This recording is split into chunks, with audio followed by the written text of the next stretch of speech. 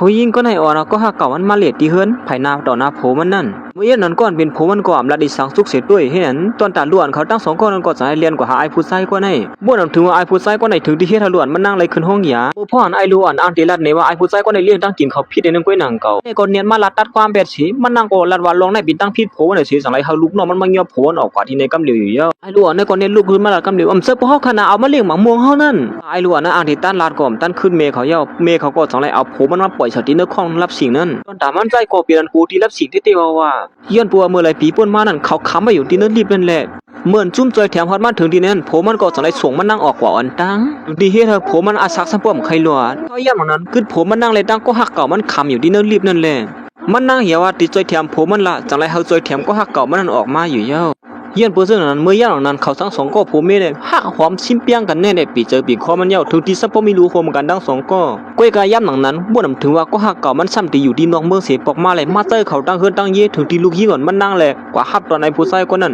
ป้อมหานเฮาโผมันเสียนตอนตามันใจก็ลูกเมียมันก็อำได้เจอมันใจสิมันใจเหตุการณ์หน้าเฮือนในก็เขาจะได้อำได้เจอมันใจมีอยู่อันนึงมื้อพ่อมันใจกับสุภามีนางมันนั่นและฮู้ว่ามีนางมันเลยตั้งลูกมันนั่นกว่าเหลจังไอ้ผู้ชายไปหลายเนี่ยมันใจก็จังได๋ปีนล้มตายลงมาเสียถึงตีไผไม้เฮือนเขามันใจก็จังได๋ลุกขึ้นมาขึ้นแทงก้าวนึงกำลีเลยมันใจอาศักเหี่ยวมื้อเย็นนั้นมันใจฮู้โตขึ้นมาขึ้นแทงก้าวในก็จังได๋เอาเพิ่นลิกเปียดนั่นกว่าปันผู้ชายก็ในไอ้ผู้ชายคนไหนก็ถึงว่าเลียบ่นั้นก็เฮาเดียวเพิ่นลิกเปียดนั่นก็ปันเขาไอ้นี่ก็จังไรก็เสือผู้หญิงคนนั้นมาหับมันเปิดมันนั่งมาก็เอาข้อมูลเกี่ยวกับผู้ชายคนไหนเลยเสือเสียเปิ้นนั่นมื้อย่านนั้นเขาจะในก็อ่อนกันเรียนจอมไอ้ผู้ชายแต่มันใจก็ด้วยลูกเมมันเรียนจอมไอ้ผู้ชายเปลี่ยนหลายนั่นเหมือนเรียบที่มีตั้งซื้อไว้นั่งเก่าคุยกับมันใจก็เลยละดิสังสมย่านนั้นไอ้ผู้ชายคนไหนก็จังไรเอาพื้นลิกเปียดนั่นยืมเป็นผู้หญิงก็ได้เสียลงลายมือมันนั่งขอมตั้งเลยตัวดีๆเลยจังไรลงลายมือเปียดกันตั้งผมมันนั่นอยู่ยาวเหมือนมันใจเลยหันว่ามีน้ำมันลงลายมีลิเปียดเยาตัวลิงงามเยาก็สังไรไปออกกว่าที่นั่นเสียกับสืบหาคนก็นึงพอลุงคนไหนเฮมันใจออกมาที่นั่นเสียมาสอนไล่เรียนกองแก้งในอยู่มันใจก็ได้ตัดสินใจแล้วจังไรพร้อมจะจอมเลยเฮ็ดนั่นเสียมันใจก็สังไรเก็บโคเก็บเลี้ยงมันเสียอันติใบพัดออกเฮิรนกว่าเมื่อกะซื้อหือก็ยาวลูกยิงก่อนไว้แล้วใจมันนั่นได้ก็เป็นอันจับเสือไว้อยู่นั่นก็ตอนตาไอ้ก็หักเก่ามันนั่งนั่นก็ลัดเนี่ยมันนั่งว่ามีคนหัวเรียนเป็นหนูก้นนึงที่มาสอนในอยู่มันนั่งอำหัวก้นฉลาดก้นนั้นแต่ก็เป็นโผมันให้คุยเมื่ออย่างนั้นมันนั่งก็สังไรส่งปันเฮียงเสือไอ้ผู้ชายก้นนั้นเฮาเลยก็เป็นตะเปสลาก้นนั้นในอยู่ตอนตันลูกก่อนมันนั่งตั้ง2ก็สังไรปันเฮียงไอ้ผู้ชายก้นนั้นเหมือนกันโอ้สู่ก็เพิ่งเรียนปีโนนั่นไหนกินข้าวเมียนจ้ำข้าวยามเลยนะอย่างนั้นมันใส่อะไรยินซะนั่นก็ไหวหัวมืดๆเสียสังไรปีกพาปีโนนั่นลงกว่าเมื่ออย่างนั้นลูกเมียมันเลยมาหันใส่เลยสังไรว่าป้องหล่ะมันใจอ่ำโมเรียนก็ซ้ำใครเรียนในอยู่นี่สู้อันนี้มันลงเยอะนะเนี่ยออกกว่าที่ในไว้เลยกำพวกมันกว่าแดมหู้ซ้อมก้อยอย่างนั้นมันใจความระดิสังสังระยิบของอังตีเปียนสีออกกว่ามีนางมันแหละฉะนั้นก็สันว่าสุดได้เฮ็ดสังอะไรในโคของเสน่ห์เขาอย่างนั้นมันใจก็สันในว่าที่ซื้อปันตั้งเรียนรู้อ่านเขาเทียงอันนึงก้อยอันนี้มันเก่าเยอะในอยู่มันใจก็ปันให้ป่น30บ้านเสียก่อนจากในอันเดียวไปเปียนมีมานั่นในเยอะตีเตมันเยอะเมื่อไรปีป่นมานั่นมีนางมันก็ตาบอดตาอ้วงไว้เลยมันใจเลยเลียดติ่งห้องความเสียต่อยปีโนปันผู้หญิงก้นในก้อยกาเหมือนมันนั่งมึนตามาขึ้นซ้ำเลยมาหันแม่เสือก็หักเก่ามันอันเรียนเพียงอันที่โผมันเรียนปาตาสีนั่นพวกเขาหักเก่ามันก็เรียนเพียงไรเหมือนกันจังหนาโผมันเรียนปาตาสีนั่นย้อนเพื่อนอะไรมันนั่งวนว่าก้นด้วยถึงมันนั่งตาสีนั่นเป็นก็หักเก่ามันในเลยจังไรอ่อนลูกมันเลยตั้งก็หักเก่ามันเหลที่เฮือนเขาให้ในนั้นผู้ชายก็ในเลยมาหันที่ในก็สังว่าต่างนางเทมันยอกเย้าอันเตียวออกแปดในอยู่ก้อยมันหัวต่างนางในโผมันซื้อมาปันตอนตาเอวมันนั่งตีเลยแค้นดีอันโปเจี๊ยบนั่นในเย้าเหมือนโผมันนั่งไรหันมีนางมันเลยตั้งลูกมันก็อยู่ซอยผู้ชายก็นั่นก็มันใจก่อมเลยลาดิสังสุกเสียตัวเฮ็ดนั่นเย้าเฮ็ดนั่นสี1 เดือนพอป่นมามือพ่อมันใจแต่สินสวัสดิผ่าออกมีมันเลยลูกมันยันก้อยหนังเก่าเลยฮู้ข่าวว่าลูกชายแม่ลูกยิงมันเป็นจังเปลี่ยนไว้เลยจังเรียนมาตีห้องหยามีนางมันก็จังได๋ผ่ามือเข้ามันเกี่ยวมันใจกำเหลียวสุมหัวลูกยิงเฮากินอะไรบางม่วงอะไรเนี่ยสาวสุเลี้ยงเลยมื้อย่างนั้นมันใจอ่างดิซับเลี้ยงลงไปหนังเก่าอย่างนั้นจังไรลัดเนว่าล้วนนั่นตื่นเย้าในสิมันนั่งจังไรเรียนมาถามลูกมันว่าพลักปันสุกินน้ำหมักม่วงอื่นกินไรนั่นล่ะลูกมันอ่างตีลาดังก้อยหนังเก่าไอ้ในพวกจังไรมาตัดความลูกมันไว้เสียย้อนเพื่อนั่นแหละจังไรหันมือเจ้าหนังใต้ก็เขาหันมือไกลนั่นเย้ามันนั่งเอาผมมันมาขังไว้ที่นครลงเหยาแล้วแหละถึงที่ป้อเลยคืนห้องยามือเจ้าหนังลูกมันนั่นในเย้ามือพ่อมันใจตึกนอนอยู่ที่นครนั่นก้อยหนังเก่ามันใจก็จังไรยินเขาอู่กันตั้งนอกนั่นไอ้นั่นจังนัดว่าห้ามหูเตะว่าล้วน2ก้อนในกินมะม่วงไรเนี่ยแต่ล้วน2ก้อนในก็จังไรว่างคว้างปานไอ้ผู้ใจก็นั่นไงลีในเสล้วนไม่นั่งมันหักนั่นแต่มันแจ่มตื้อเจอก็คือล้วนลูกมันตั้ง2ก้อนมาหักในเยาเปลี่ยนนั้นมันใจตื้อเจอนั่นพ่อลูกมันอยู่ลีผลตัวมันใจอ่อนลูกมันก่อห้องยานั่นก้อยหนังมาควบมันใจก็ทำบ่อ่อนลูกมันตีห้องยาพอมาถึงที่ห้องยามันใจก็จังไรปีนล้มลงไปให้นั้นก้อยกันลูกมันต้อนหันถึงลองตั้งดีมันใจ10 ปอเมื่อนั้นคิงก้อนกับสืบมาหามันมือเศร้านั่นก็สังลัดว่าล้วนเฮาลัดกันไว้นั่นสุดที่มาเตอยู่หือก้อยกามืออย่างนั้นมีน้ามันเลี้ยงของเขามาของ ผู้หญิงก็ในเฮ็ดให้ผมมันขึ้นห้องยาอย่าว่าติมายอมดังผิดตึกมาลาดีผมมันแทงอยู่เฮ็ดนั้นเมื่อไกลสุว่าสุดดีกว่าแล้วก็สุดที่ไปออกเฮือนในเนาะลองในเฮาก็ป่องเซออยู่ว่าซุ่มเลยเฮ็ดผิดขวางบ้านเฮาแหละพอยามดังผิดมันนั่งก็สัมปมมีเจออีเด้อเขาก็ฮู้ดังผิดเขาอยู่เขาเลี้ยงดังกินลูกเขานั่นย้อนปัวเขาฮู้เลยว่าลูกเฮากินมะม่วงไรไหนก็ย่ามันเหี่ยวลาร้อนในนั่นแน่ว่านั้นตอนตาใจเสื้อมันก่อมลาดิสังอาก็จะมันนั่งเฮ็ดนั้นนั่งสังว่าเฮ้ยอย่างมันวันไหนเขาว่าไงแก่นี่มาย้อนปัวมันใจลาดไงจังนั้นเนี่ยมันใจบ่เคยลาดิสังส้มทองตีนมานั่งอะไรตั้งลูกมันก็หายผู้ใจเป็นไรนั่นย่อเนี่ยว่าหรือสินั้นมันนั่งตั้งลาดแทงว่าเฮาที่กว่าเลยตั้งนอกนะสู่ก็ตุ้ยถึงลุ่มลาตูสุลีก้อยละกว่าเลยเฮาที่เปิ้เฮือนก้อยว่านั้นก็เมื่อพ่อมันนั่งหันลองฟิตเปิงตีผัวนั่นติดอ่างถามอยู่นั่นก้อยนั่นก็ไอ้ผู้ใจก็ว่าจะให้กลับสืบมาหามันนั่งเที่ยงหน้าการที่เหตุการณ์ก็สุกซักกันในเฮาตีกว่าเหตุการณ์ก่อนบ่นั้นก็ด้วยถึงตัวสุลีแล้วนะเฮ็ดอันเสมันนั่งก็สังไรไปออกกว่าเสว่าในผู้ใส่ก็นั่นกว่าเหล่ส่วนเสื้ออยู่เย้าตอนตาใส่เสื้อมันก็สังไรต้วยเตียนเขาส่งมาเมื่อพ่อนเขาก็เหล่ส่วนเสื้อนั่นโหบ่ทางไอ้ผู้ใส่เป็นไรนั่นสีก็บ่ไม่รู้ในว่านั้นไอ้นั่นก็เรียนจอมลูกชายยิงมันเห็นนั่นอย่างนั้นจังมีหลอนยิงก็นึงมาถามว่าแฮงป่วยสุดในทางดีแก่นอนเรียบกันแก่ส่วนก็ในกรรมดีเด้อนะป่แม่ก็ตื้อทางดีทางเล่าอยู่พ่อไอ้ล้วนในอ่างที่ลาดว่าไอ้ผู้ใส่ก็แหนมเจอปอเขาในนั้นก้อยหนังเก่าก็ได้จังถามขึ้นมาปอสุเหตุการณ์นี้สังนั้นนะต้องเหตุการณ์เรียนปีโนนะอีล้วนนั้นจังลาดขึ้นมาแทงว่าโอ้โหสุในกรรมนี้เด้อมีปอหมอเรียนปีโนจังไหนแน่หัวห้องกว้างเหมือนนั่นมือพ่องกว่าเดียวเห็นก็ปอสุดีกว่าส่งสุกุวันจังเจอแล้วนะไอ้ล้วนก็นั่นถามมือพ่องยังเหล่านั้นส่งก้อนในกล่อมหาลาดความอีสังผู้หญิงก็ในก็วนนำอยู่ย้อนปัวก้นๆกว่าส่งดัดเสียนั่นก็เป็นใจซึ้งมันนั่นก้อยเป็นโปรเตเขานั่นมันใจแหละหันข้อความลูกมันลาดวนมันใจเป็นก้นใจก้อนนึงนั่นก้อยไหนแหละมันใจเปลี่ยนอันเตออกตึกเสือที่เตว่าอยู่เย้านั้นมันใจก็ขั้นตัวเลยชุกซักจะปล่อยพุ่งแบบถึงดีกวักน้ำคิดตกลงไว้นั่นเมียนน้ำตากิ่งตกลงมาเปลี่ยนกรรมเมื่อเหลียวก็ถึงวันที่25ตีเสียงหรือก็ถึง5วันก็มันใจติผัดยันลุกเลยมีมันเปลี่ยนอย่างนั้นมันใจก็สั่งไรมานางตัวปีโนอันที่มันใจใกล้เรียนอยู่ผู้วันนั่นคือเที่ยง5วันก็เฮาเตรียมอยู่ซ้ำสวยเฮาเตไปออกเฮิรนกว่าเสียกว่าอยู่ก้อยเฮาก็ย้อนเฮาสู่อยู่ซ้ำไอ้ผู้ใส่ก็นั่นสิมีตังเสื้อก้อยละพ่อนมันใส่ตึงนางอยู่นั่นก้อยนั่นก็สามีคนมาต่อยพักตูได้มันใส่ก็สั่งให้มาเปิดพักตูเขาย้อนไอ้ผู้ใส่ก็นั่นซ้ำอ่อนมามันมาเลยมันใส่เลยหาแม่นมาลงทุนให้ก็ซ้ำพอตกเสือลงกว่าย้อนปัวลงตั้งกวนในซับตามันใส่มาจีมือว่านั่นมันใส่อ่อนลูกมันกว่าตีห้องยาเลยมาคบห่วงตองนองมันนั่นย้อนเพื่อนนั่นลองตั้งกวนมันใส่แล้วก็สั่งให้ซับลูกมันมาอย่างเห็นนั้นไอ้ในก็หันผู้หญิงก็นั่นมาเลยจังไรเจอหมาคบดวงเห็นว่าเฮ้ยมาเขาได้เจ็บจังว่าเหรอนี่ให้แกงว่านั่นเหี้ยวก็สั่งไรละตีใจเจอมันมาเฮ้สูเป็นสังเลยเฮ็ดจังไหนที่มาเฮาล่ะเน่มาเฮาก็มาลีๆก็คือล่ะในวันนั้นผู้หญิงก็ได้ก่อมถอม4ถอม5สิจังละตีผมนั่นเฮ้สูสลามีสังเลยชิมชังมาเฮ็ดมาล่ะเน่มาลีๆก็นั่นในวันนั้นดอนโผมันกูมาสิลูกซ้ำป้อมไรนั่นมันหันถึงซีดอันให้ยอนเป็นห้องว่ามาตูงก็อำตานั่นบ่แน่ว่าไอ้เป็นลายแล้วนั่นก็จังว่าสุดีแฮมเฮาก็ละอยู่ก้อยกะสุอย่าไปไม่เฮ็ดที่มาเฮาจังไหนไกสุอีบันมันเฮียงบ่เป็นนั้นมันเจ็บบ่ได้ในแฮว่าอันนี้ก็จังว่าอีหลูมามันเอาห้องไห้เฮ็ดนั่นเฮียผู้หญิงก็ได้ก็ปานเฮียงเสือไอ้ก้อนเป็นลายเห็นว่าสูอย่างเฮ็ดมาเนี่ยสุดตึกดีเหงล่ะบึ้งมีเฮียงอีหมาแทงไอ้นกกูเนี่ยอย่าไปมาเฮ็ดแกงซึ่งไหนอยู่เยอะว่ามันก็จังนั้นนี่สูเฮาเอามาสูในกว่าที่ห้องยาเสกว่าลาบ่ได้แท้ตาอันใจเจอมันปีนตาหายไว้สิลูกหลานได้มันนั่งหวานถึงอีกยาตาไว้ดินเด้อคงไว้ก็มันน้ำเอาปันมันใจก็ยินมือให้ไหนก็ปักตุกกวักยาให้นั่นนี่กูนึกว่าพวกมาตูมตานั้นว่านี่ก็มันเหมือนไหนเต้เพราะมันใจเตื้อตีอยู่ยานั่นก็นั่งเอาไปแล้วก็มาเหยียบเป็นกวักยาเหยียบมันปักหัวมือของมือลาเจ็บปีเจออยู่ทางเต้ไอ้นี่ก็จังได๋ยีบ่ยาย้อนพวกผู้หญิงเป็นลายออกความดันต้วยโผงเลย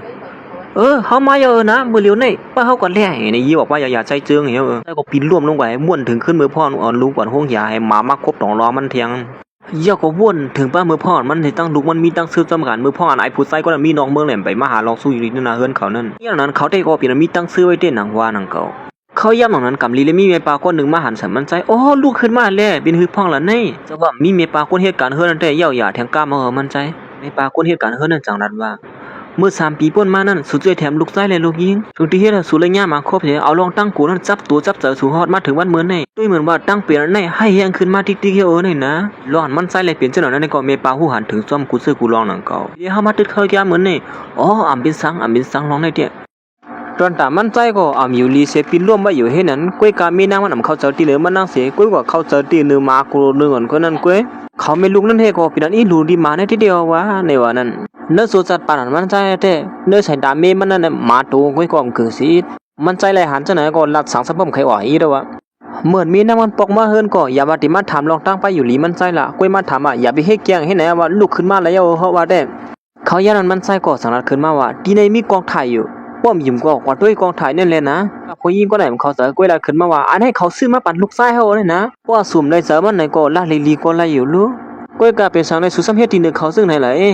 ยันผู้หญิงก็ในก็ตอนนั้นขึ้นมาแทงว่าเฮาเลยยินลูกหลานว่ามาครบทุนนี่ว่าผู้เฮียมหลังนั้นเฮาชื่อยาบันสัวนี่ก็ชัดใช้มาเลยอย่าไปมาเฮ็ดตัวมันล้วนเยอะๆว่าผู้หญิงก็ในก็เอายานั้นถึงบันโผมันเฮ็ดนั่นก้อยเอาอำเสยสังสีเมื่อวันที่อ่างไปออกกว่านั้นก้อยนั่นก็มันดังไปละมาแล้วดีโผมันแทงกำนึงอย่าไปลืมนะแทง2-3วันเป็นวันเกิดลูกหญิงหรือลูกชายเขาอย่างนั้นแม่บาก็เฮ็ดกันเฮือน2เรียนออกมาสิว่าผู้หญิงค่ะเขาเฮ็ดเขาตัวไม่ปันเขาแน่จองที่กินให้ส่งก้อยมือค่ะนางก็จันว่าอำเขากินก้อยชูละในเย้าอ๋อเต้ถ้าปันเขาอีกนึงเลยนะเขาตีกับปันมาตัวนั้นกินนี่ว่าเนี่ยต้นด่ามันใจคงมาเลยยินสิหนอนจังว่าก่อนได้กินจำกัดน้ำหมาให้ในมาเมื่อกาซื้อหือก็มันใจเนี่ยตัวกามไปผ่าออกกว่าเนี่ยบันคอมันเขียนไว้ตีลูกวานมันแน่มันได้ฮิตจำหนังอ่านมันบันคอมันเขียนไว้นั่นเสียก่อนในเย้าเฮ็ดอันเสวันเกิดลูกเขานั่นก็2ฮอดมาถึงเขาก็จัดเฮ็ดปังป้อยนั่นยิงใหญ่ปีเจอนั่นก็ย่ำหลังนั้นเท่ก็แต่ลูกยิงเลยลูกแซ่บมันได้กว่าก้วยกว่าเสือตีเหนือไอ้ผู้ชายก็นั่นก้วยเฮ็ดจำหนังอันสุเลยเจอนั่นเขาเนี่ยนะส่วนตาไอ้ขา2ตัวพี่น้องนั่นก็มันเกิดเขาได้ตึกจอมเจอไอ้ผู้ชายก็เนี่ยไอ้ผู้ชายก็ได้ก็มื้อเลยหันเสือใจเจอมันจังขึ้นมาโอ้สุดสงก็ได้ดีตัวเขาเต้มื้อเห็นในวันนั้น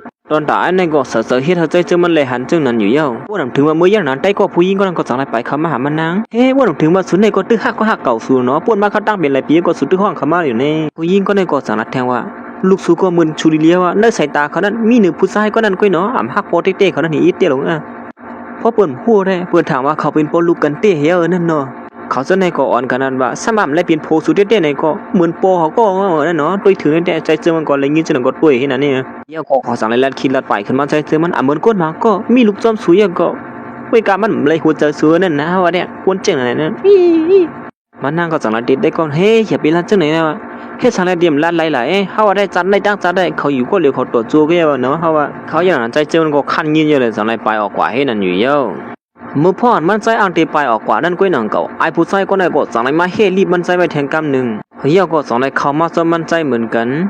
เขาอย่างไอ้ในก็สังตีมันใจว่าเที่ย3บ้านก้อยล้วนสุติเปียดกันนั่นก็เหี่ยวตัวอย่างหือล่ะสุติเฮ็ดจำหนังของมันเกียนนั่นสองใจหือมันใจจังว่าอย่าไปไม่เซอเขาออกกว่าที่ในหรือสิเปื้อนขวัญว่าสุ่มหลุนจะลอกไล่จันเต็มจังไหนดีเฮาก็เลยเขาอย่างนั้นในก็สันนัดขึ้นมาว่าจำหนังสุเป็นโพเก่าก็นึงเขาก็หันว่าสุในมีกาคันให้ยิดนี่ก็เขาก็จำเจอสุยิดนั่นน่ะใจเจอมันบ่ได้ยินจังนั้นก็เป็นนั้นเจ็บเจอได้เดียวว่าอยู่ก้อยกาสุอย่าไปไม่เจอแล้วนี่ลูกเลยตั้งมีสุนั่นแหละเฮาได้ด้วยถึงลุ่มล่างเกี่ยวว่านะก้อยก็ว่าบ่นำถึงว่ามื้อย่างนั้นก้อยหนังเก่ามื้อพ่อนเขาอุบกันอยู่นั่นรีบมันก็จังได้เปลี่ยนเหมือนจังหนังอันพี่น้องเขาใกล้ๆหานกันนั่นก็ไผรับสิงมามเดี๋ยวหนอมึงหิวนี่มาเขาอย่างนั้นตอนตายผู้ใจก็ได้ก็เจียวอีอะไรห้องปนันติตายใจเสื่อมันได้ก็เป็นอันเจ็บเจียนเท่ๆว่าอยู่อย่างนั้นเท่ตอนถ่ายผู้ชายก็นั่นก็เน็ตจวกพมันขึ้นมาสิกัดสืบหาผู้หญิงก็นั่นกำเหลียวอยู่เยอะเน้นมาช่วยเฮามือเหลียวเลยนะเฮามีอยู่ที่นั่นรีบในในมือเหลียวนี่มือเฮาเจ็บนะวันนี้ถึงไกวเฮาแน่วันนั้นกวยก็ตอนถามใส่เสื้อมันได้เจ็บลัดฉางซ้ำป้อมออกให้เท่าว่าลืมตัวให้นั่นเนาะเขาอย่างนั้นจุ่มก้นใจแถมนั่นก็สังไรฮอดมาถึงที่ในเสเมื่อเปิดพักตูขึ้นมานั่นก็หมุนจุ่มก้นใจแถมนั่นสังไรขึ้นมาว่าเฮ้ยสูดัง2ก็เป็นชื่อหือพังละไรอยู่ห้าในมือเหลียวแน่มันนั่งก็สั่งถามว่าซูเซนชื่อพ่อแน่อันนี้ก็สั่งว่าเฮ้ยมือเหลียวมือเขานั่นเองเปลี่ยนกิ่งไกวไปแล้วในมือเหลียวเลยนะกวนใจแถมนั่นสั่งว่าเฮ้ยกวนเจ้านั่นลูกขี้ข้างเขา5เขาคือเหรอนั่นช่วยแถมไม่ไว้เลยนะมือเหลียวเนี่ยหลุดได้ช่วยกองก่อนตั้งก่อนที่ช่วยเพิ่นตั้งได้มาตอนตัดใส่เสื้อมันแต่คู่อยู่เยอะว่ามีน้ำมันนั่นแบบเดี่ยมช่วยมันใจไหนผู้หญิงก็ในหันว่าโผมันเลยก็หักเก่ามันขำอยู่ที่เลือดทุบต้องตั้งอย่าผืดจำกันดัง2ก็มันนั่งสั่งในเต้นตัดเธอเปิ้นจอยก็หักเก่ามันขึ้นมาปล่อยไว้โผมันก็เหลียวเหนียวย้อนปัวมือปออ่อนตั้งก็มันนั่งยามปล่อยไว้โผมันปอกนึงเหี่ยวเลยปอกในก็ปล่อยไว้แทงอยู่เฮ็ดนั้นมันนั่งก็สารทีคนจอยคนทุบพี่นั่นว่าจอยไอ้ผู้ชายกูเป็นก็หักเก่ามันนั่นออกมาอันตั้งสิก่อนจังก้อยมาจอยโผมันกำลื่นก็ไหลอยู่ในวันนั้นตอนตามันซ้ายก็หันลอยมีนางมันนั่นไม่เสือตอนตาไอ้ผู้ชายคนนั้นที่เดียวว่าตอนตามันซ้ายเตะไม่เจอสีดินมันใจเป็นอันตื้อเจอที่เดียวว่าอยู่เหี่ยวบ่นถึงขึ้นร้องวันหลังมือพ่อนเขาขำซ้ำกันนั่นเพราะอย่างนั้นตอนด่าไอ้ผู้ชายก็ได้ก็การขึ้นมาเย่าหนังเก่าว่าสิไอ้ผู้ชายก็ได้ป่นออกมาหึงสาวน้ำก้อยหนังเก่ารีบเล่นกว่าสายหลานคิดตัวของลงกว่าเฮ็ดนั่นอยู่เย่า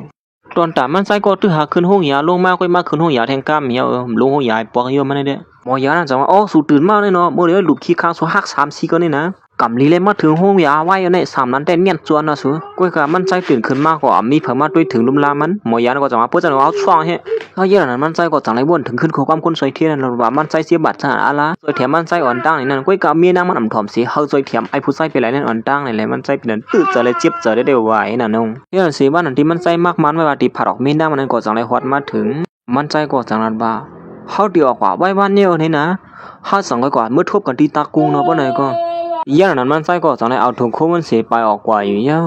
กุ้ยกาห้อยเสียบมันใจก่อสายเสียบเกี้ยนลงขึ้นมาแทงกำหนึ่งเขาแย่หนังกุ้ยหนังเก่าผู้ยิงก่อนปิดมีมันก็สองเลยฮอดมาถึงด้วยเหมือนว่ามันนั่งเตรียมเล็บไม่อกไม่เสยสางเลียนพงไม้นั้นเตรียมลิกเขมามืออย่างนั้นผู้ยิงก่อนในก่อสองเลยมาลาตีโผมันนั่นว่าอ๋อเหมือนในเขามาหับสูบปอกมือเฮิรนเลยนะย่อก่อสองนัดป้าแทงว่าไอ้ผู้ชายคนนั้นมือมันเจี๊ยบหนาละในวันดังนั้นแต่ได้เรียนปีโนนั่นก็ขยับไปเนี่ยขันเจอไปอยู่ในวันนั้นมันเตรียมเยี่ยมปล่อยให้ไอ้ผู้ชายคนนั้นเป็นสังละในว่ากุ้ยกัดใจเจอมันกลมลาดิชังอาให้นั่นย่องยันเพื่อนซึ่งในวันนั้นเขาก็เจอแถมเขาอันตั้งนะสู้ก็เก่งแข็งเขาลูกสูบเปลี่ยนยังไงแล้วก็สูบควายของมันใส่จังถามมีนะมาเพราะว่านั้นเขาเนียนจวนกว่าไหนรู้สองสุดเดือดเสือเฮียท่ากุ้ยมันน้ำเลยตอบอีสองทีผมมันกุ้ยละขึ้นมาว่าเขาคุยอยู่นะว่าร้องในสุดเดือดเสือเลยเสียบเสือในนั้นแค่เธอสูเลยเสือเรียกในนั้นเพราะฉะนั้นก็เขาได้ปันเงินจ่ายสวยอีกนึงในมีเงินนั่นเห็นนะก็ซื้อกินขมุนกินนกเป่าให้เลยย่าก็จังเลยโจออกมาผลเลียนนึงลูกยิงเขาเลยใจเขาว่าใครมาปั่นแห้งเสือส่วนเนี่ยว่าเขาเตรียมลีกส่งถึงสัวเนี่ยนะเนี่ยน่ะเพิ่นลีกเขาเตรียมมาถึงสัวเนี่ยนี่เลยแหละเมื่ออย่างนั้นมันใส่ก็สังเลยด้วยมังสีนั่นสีลัดขึ้นมาว่าวันเมื่อในเฮาออกห้องยาเฮ็ดสังมื้อเหลียวในเขามาหาเฮาเข้ากว่าทั้งเลยย่อไหลเขายังผู้หญิงคนนั้นก็จังนั้นว่าอ๋อเขามีที่ห้องเฮ็ดนั่นนะเขาไปมาเนี่ยก้อยกาวันเมื่อในเป็นวันเสาร์เฮ็ดสังเพิ่นเปิดห้องเฮ็ดฮะเหมือนใจเจอมันลัดขึ้นมาจังนั้นมันนั่งโคจังลัดแทงว่าเฮ้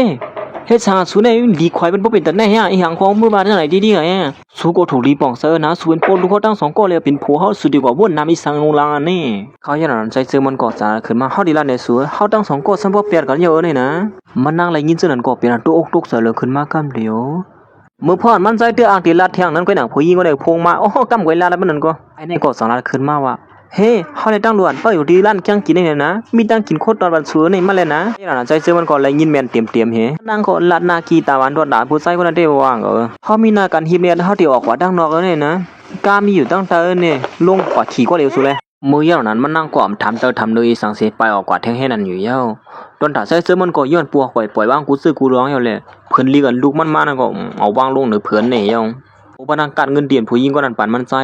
จยันนั้นมันใจก็สั่งให้กับสืบหาคนก็หนึ่งเอาทงโคมันนั่นกว่าคืนปั่นเลยเครื่องบินอีกหนึ่งพวกของอันนั้นพวกลองอย่างนั้นได้เปียดเหี้ยวละเมาอย่างเหี้ยวในวันนั้นเขายันนั้นมันใจก็สั่งให้การคืนกามาเสียลาตีก้นหอกานั่นว่ากว่าตีกว้างเฮือหมินในเย้าไว้เสียมันใจกว่าตีกว้างเฮือหมินก็สั่งให้ปลอกมีมันเปียดที่นั่นเย้าก็กับสืบหากันได้ก็ไล่เที่ยวโคคอนกับไก่กับดังมีนานก็ทึมเบียดมดๆให้นั่นเย้าตอนดาผู้หญิงก็ได้ไปฮู้สตูมันตึกว่าเลยซ้ำก็ฮักเก่ามันสิบอกมาขึ้นสิห้องหาใส่เสื้อมันอยู่เฮ็ดนั่นมันก็ตอนแรกห้องหาเฮ็ดนั่นเนาะก็อีกาใส่เสื้อมันก่อมออกมาละอย่างนั้นแม่ปาคนเฮ็ดกันเฮือนั่นจังได๋เรียนคำมาหามันนางอ๋อล้วน2คนนี่เรียนตั้งวันเฮือนะนี่มาเอากว่าวันนั้นเฮ็ดเลยไอ้นี่ก็จังว่ารุยนักวันนักเอามาอย่างนั้นมันนั่งก็จังได๋ถามหาผมมันว่าผมมันก็ตั้งเลยให้สั่งไปปอมาเฮือน5นี่อยู่แม่ปานั่นไม่จังว่าเขาจะเอาถุงโคเขากว่าถุงที่กว้างเฮือบินสุ่มหัวลงนี่ตอนตายนั่นได้ฮู้อยู่เลยยืมสิปิงพอเสือไว้อยู่ย่างนั้นแท้มันนั่งก็จังว่าผมมันจะเรียกสิไปออกเฮือนเก้ในวันนั้นก็ย่องแล้วพวกเขาจะรีเขาที่มากขึ้นเนี่ยเอาล้วนก็นอนให้รู้อ๋อค่ะเขาอย่างนั้นไอ้ผู้ชายคนนั้นก็สันนันที่มันนั่งว่าไอ้นั่นเขาฮู้ที่ป้องเพิ่นดีต่อเขาก็ดีกูเจอนั่นเขาก็ย่อเขาย่อละดังเตียวแน่กว่ามีเฮายิ้มข้างสวยนะคำขึ้นในหาที่นอนกล่อมสวยเห็นลาไปในเพิ่นเด้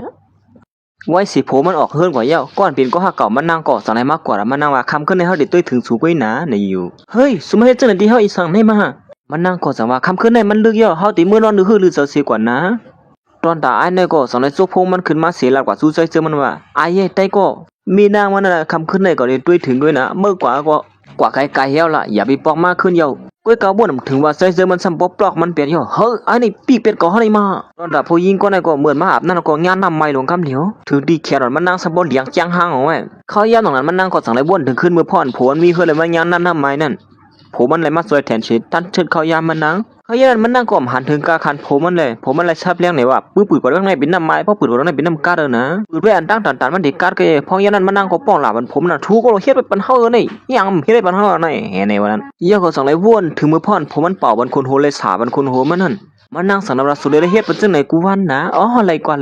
ก้อยก็ว่าปอกํในย้อนปัวมีพลอยเฮ็ดเป็นมันนั่งเหี่ยวเลยมันนั่งก็เป็นขี้เมามองเสือไว้อยู่เมื่อออกมาตายายานั่นก็มันนั่งตาหางกล้วยมันหมอเลยจังไรปีนันสลัมเซกามอยู่ห้างก็เหลียวย่อก็ต้องซกพอมันขึ้นมาเสียสวงหาผมมันนั่นว่าพอสูแน่นปอกมาขึ้นอินเดียเฮาดิสสัวขึ้นเตะเฮาได้คุยก็ว่าถึงว่าผมมันก็ซ้ำปอกเป็นมันนั่งแทงก้นนึงเหี่ยวเฮ้ยดีบ่ปิกไปเฮาจังไหนหาได้มาเขาย่ำหลังนั้นมันนั่งก็จังในห้องหาเมปาคนเหตุการณ์เฮือนนั่นมันก็จังไรถามที่เมปาคนเหตุการณ์เฮือนนั่นว่าผมมันเอาอีสังกว่าพ่องนั่นในอยู่เ เมป้าในก็สังไรลัดเนี่ยมันนั่งว่าผมมันเอากว่าคู่ของอีออดกุ้ยอ่านนำหลวนั่นแต่เปรียบไปตั้งเส้นตั้งมดเนี่ยเหมือนมันนั่งไรหัวผมมันเอากว่าถงคู่อีออดกุ้ยเนี่ยนั่นแหละม้วนว่าผมมันจะลำสีไปออกเฮิร์นกว่ากุ้ยมือสั่งก็ตีปอกมากขึ้นกุ้ยเนี่ย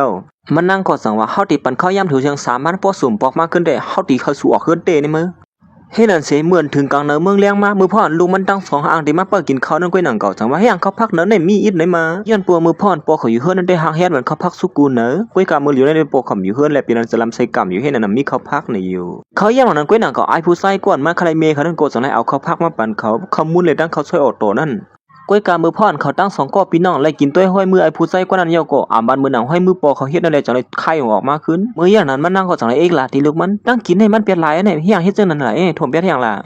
ไอ้หลวนเนี่ยก็สังรัดขึ้นมาว่าตั้งกินแน่บ้านเหมือนซึ่งหานปอเขาเฮ็ดปันกูเนอนั่นในอยู่มันเป็นลูกยิงมันก็สังรัดว่าอันนี้มันเหมือนเขาช่วยเอาตัวปอเฮ็ดดันสีอิดในว่านั้นก้อยกามืออย่างนั้นมันนั่งก็สังรัดตีลูกมันนั่นว่าอย่าไปรัดจังไหนล่ะอาหนาปอลุงสวนเฮ็ดเขาพักวันนั้นในอยู่เมื่อยันนั้นไอ้เนี่ยก็ไอ้ผู้ใส่คนไหนก็สังว่าก็ย่ามันเสียล้วนมันผู้สัง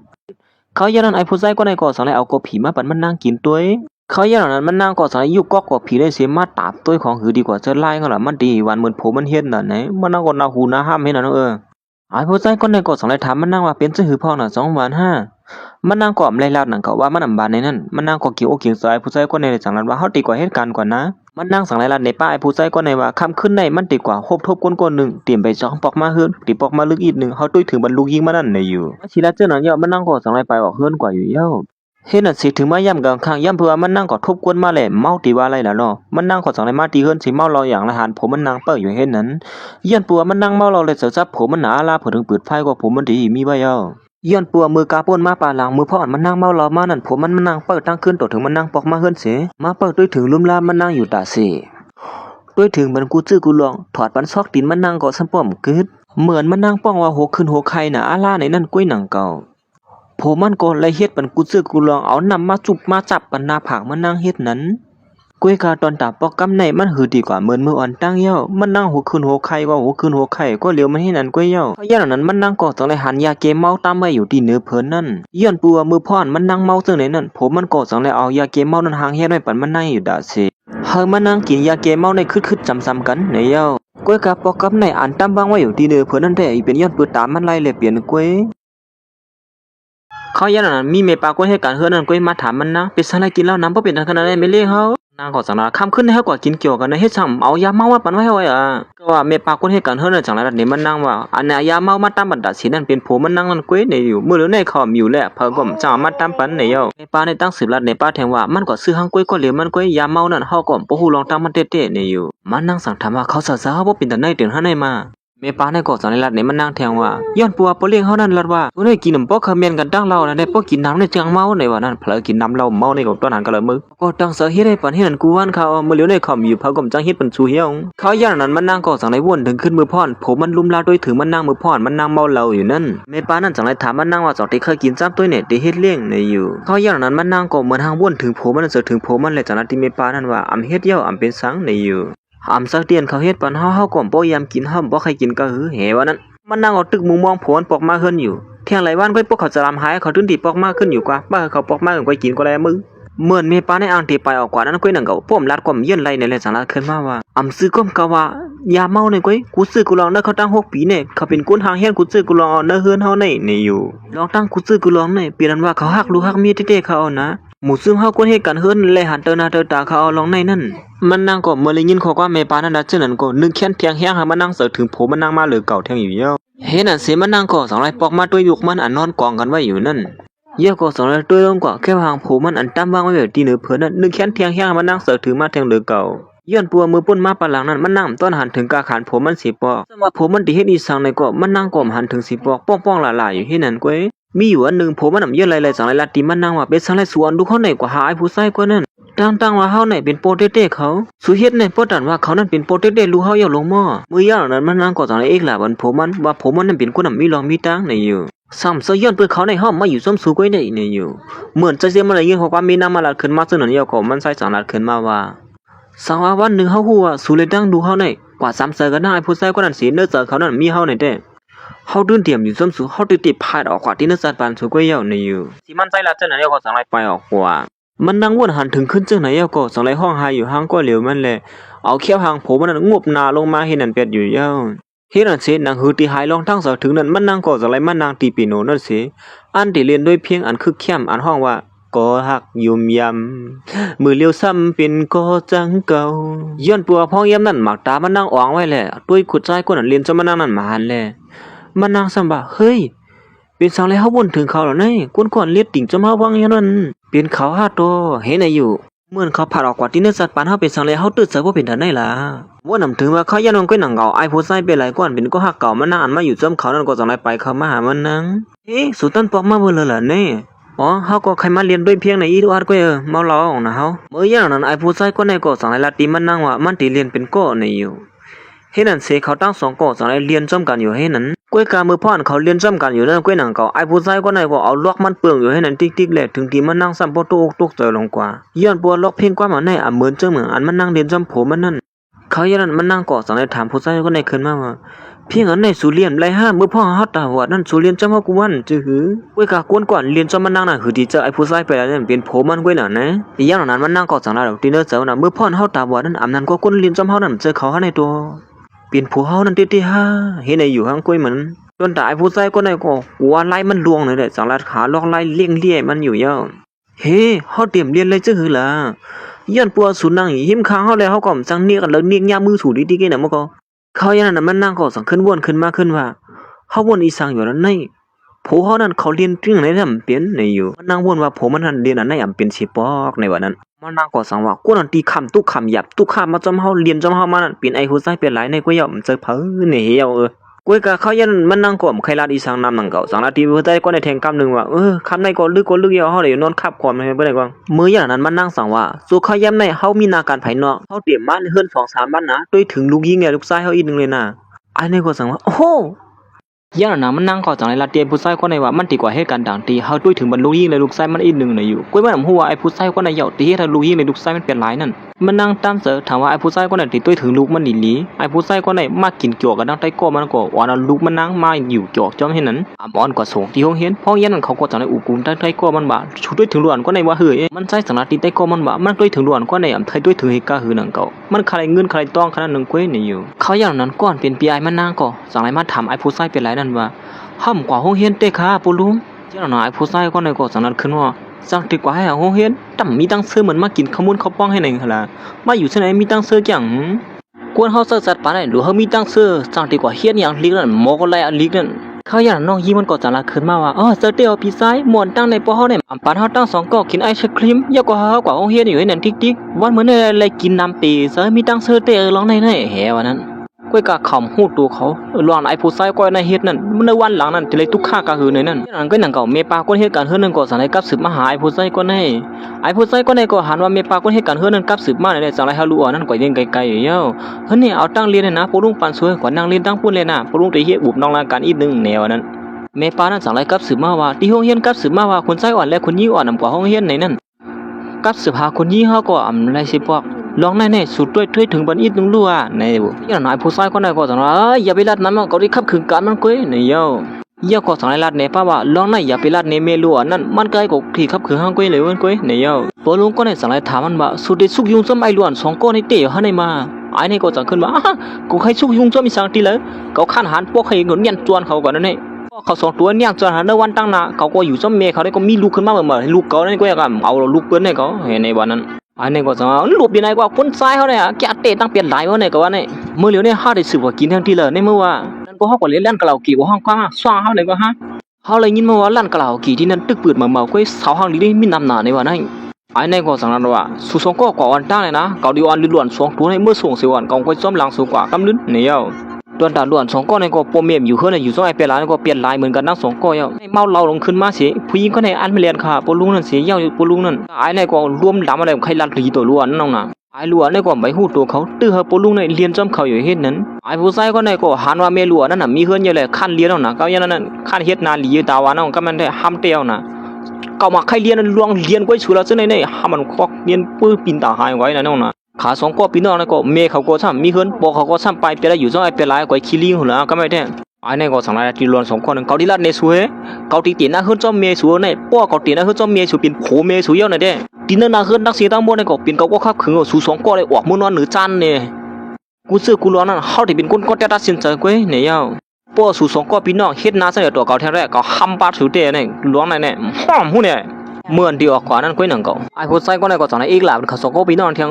จุกด้วยช่างล่ะมื้อนวเนี่ยดัวเนี่ยตอนตายผู้ใส่ก็ในก็กินเนื้อเฮือนขี้เนื้อหลังคานบนวางเต้งเอามานั่งเอาแคมเรียบให้นั่นน่ะ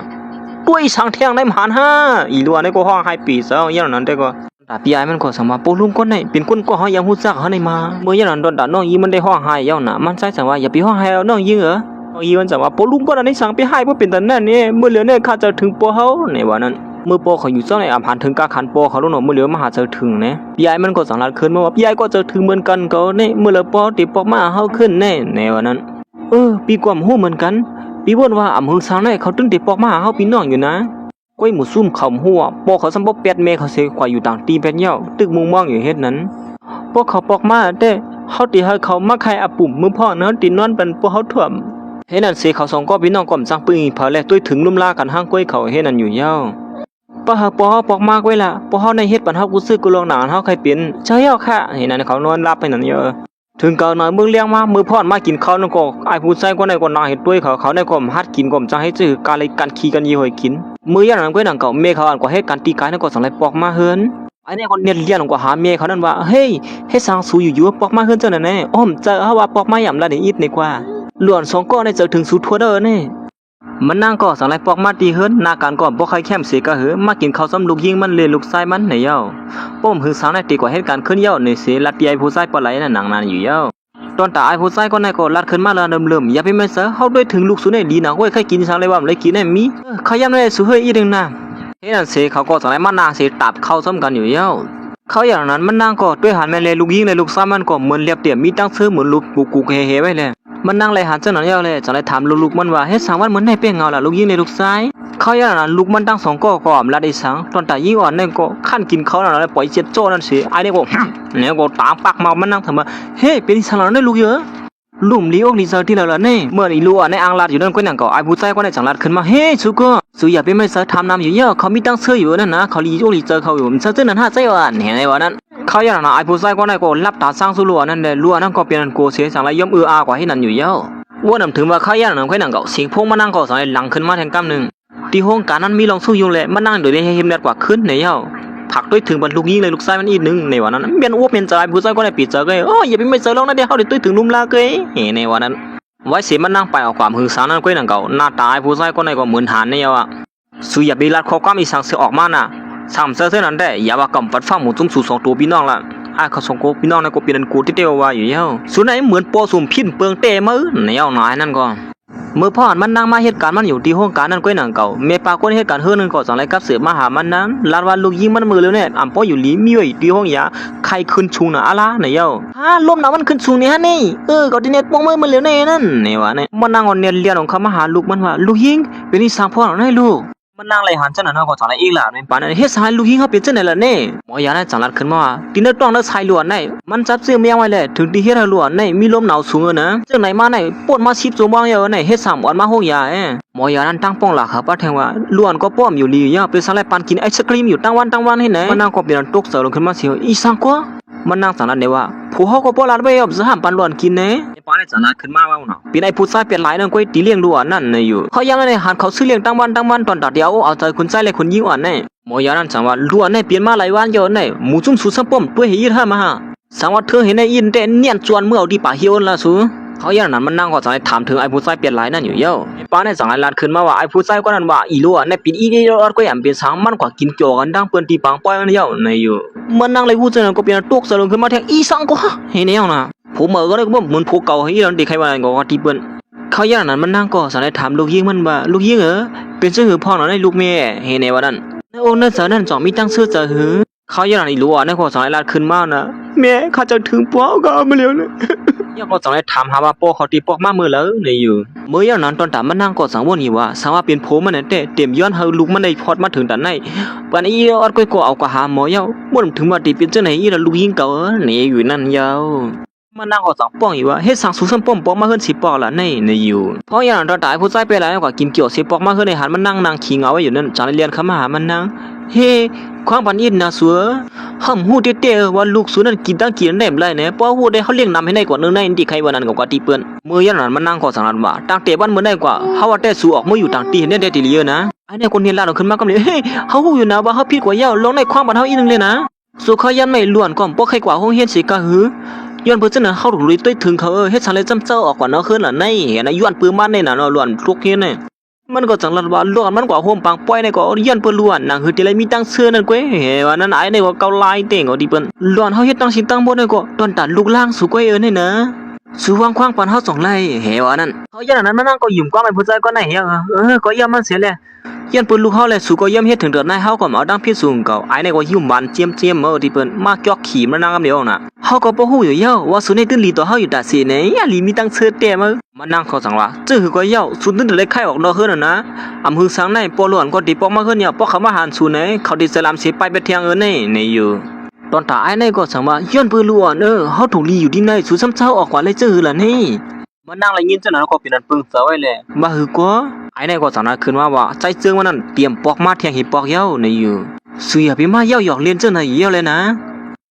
ะย่ำตรงนั้นไอ้ผู้ชายคนนั้นก็สั่งไรกว่าเอาลิกเปียเตียนใจเจืองเลยผู้หญิงคนนั้นลงลายมือเปียดกันไว้นั่นมันก็สั่งไรเอามาเน็บผู้หญิงคนนั้นกำเหนียวอยู่เย้าในน่ะสุบยิ้มก็ตัวที่ไหนนะไอ้ผู้ชายคนนั้นเขาซ้ำปอกเปียดกันดังสุยเย้าในนะเหมือนมันนั่งไรหันลิกเปียนั่นก็เปลี่ยนทุกสลงขึ้นมาเตี้ยวๆว่าอยู่เย้าเฮ้ยเขาดันเปียเท่าเหมือนเหรอนี่มา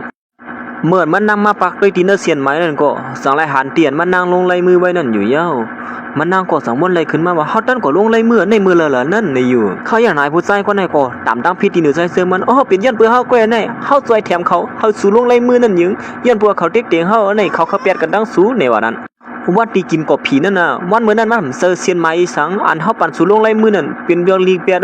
ในว่านี้เขาอย่างนั้นมันนั่งก็เป็นทุกเสือยันปัวมันบ่นถือว่าผู้วันที่เปียดมันสั่งในผู้ชายก็ได้ว่าเฮ้ไปสั่งไรสู่หาจังไหนเฮ็ดจังนั้นน่ะแน่ไอ้ในก็สั่งรัดขึ้นมาว่าจื้อก็ยาวสู่ที่เฮ็ดจื้อที่เฮาก็ไล่เอาเฮาได้ไล่ลัดในสู่ในหลองไหนดีเด้มันไอ้ผู้ชายในเฮือนนั้นคำฮักสู่ก้อยนี่เขาเตะหน้าเฮือนจอมสู่นั้นย้อนเปิ้งเงินก้อยนะเขาเปียดสู่ในกว่าก็ย้อนเปิ้งเงินก้อยนี่เฮว่านั้นไอ้ในก็เขาอย่างนั้นมันนั่งก็เหมือนหางหูตัวหมามันอยู่นั่นเก่าเฮ้ไปสั่งแล้วสู่ตามตั้งผิดเขาซึ่งในล่ะนั่นในว่านั้นเหมือนมันนั่งสลามเสียอ่างที่ลูกซ่องนั่นก้อยนั่นเก่าไอ้ผู้ชายก็ได้ก็สั่งลักแขนมันนั่งลงมาแทงกำนึงห้อมเลยเปียเรียนสู่นะเฮามีศักดิ์ศรีมันป้อมยุ่มก็สู่ด้วยที่แน่นะในเปลี่ยนเชียนไงเงินอันที่เขากว่าใส่นั่นตั้งสีตั้งหมดแล้วเนี่ยด้วยแหละเงินอันที่เขากว่าใส่ได้นั้นนำบ่เป็นแต่ในสุมหันห้า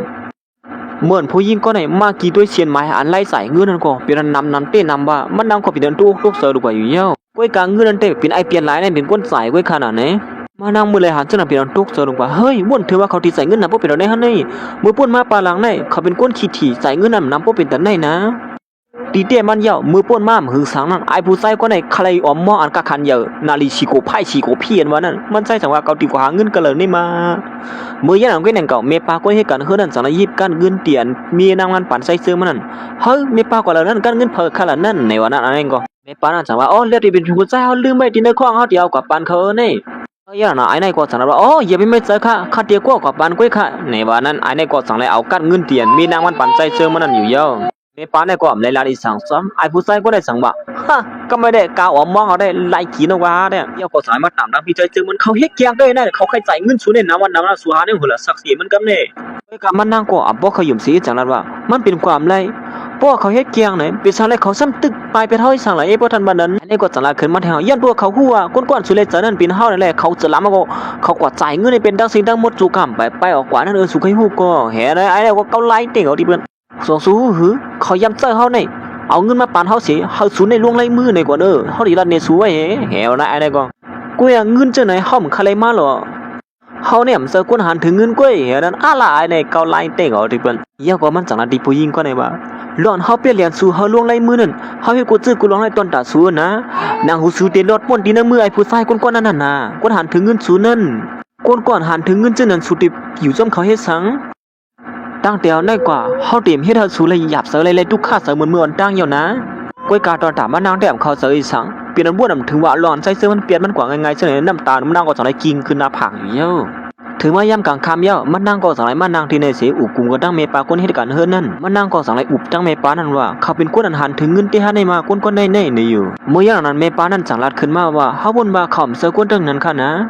ยาก็เมปานั่นจังไรไปเขามาเอาคู่ของอันหนึ่งเตียนใจซื้อมันเปียดไว้นั่นได้ก็เป็นตั้งเรียนมาล็อกก๊อกแก๊กเขานั่นก็อย่างเก่าในขณะศักดิ์ศรีมันก็มีไว้อยู่ในนะตอนตามันนั่งเตี้ยไปปองเสือว่าเป็นอีสังในนั่นในเป็นคู่ของเตี้ยเขากว่าซ้อมอะไรเขาเก็บไว้ที่ในเลยนะมือพ่อนเขาไปออกเฮิรนกว่านั้นในเขานี่บีตามมาด้วยดีๆนะเหมือนมันนั่งไรด้วยที่ในนั่นก็เป็นตั้งเรียนมาล็อกก๊อกแก๊กเป็นอีสังอีบวดก็มัวเขาก็มุนจังเมียวนั้นนั่งก็สังยิบกวางได้ขึ้นมาสิวห้องไห้นั่นเหี้ยในเป็นตั้งเรียนเฮาเมื่อเขาควักเรียนเมื่อสักรู้เฮาอะไร1 ปีกันได้นะ ผู้หญิงก็ในว่นว่าผมมันจะเงินนำนะกำลีเลเมปาคนเฮ็ดกันเฮือนจากไหนมาลัดในมันนางว่าผมมันนำต้นเจ้าเงินนำ10 ปอกตั้งแต่อยู่มาตีในนั้นต้นหันเขาเจ้าเงินนำ10 ปอกค่ะนะ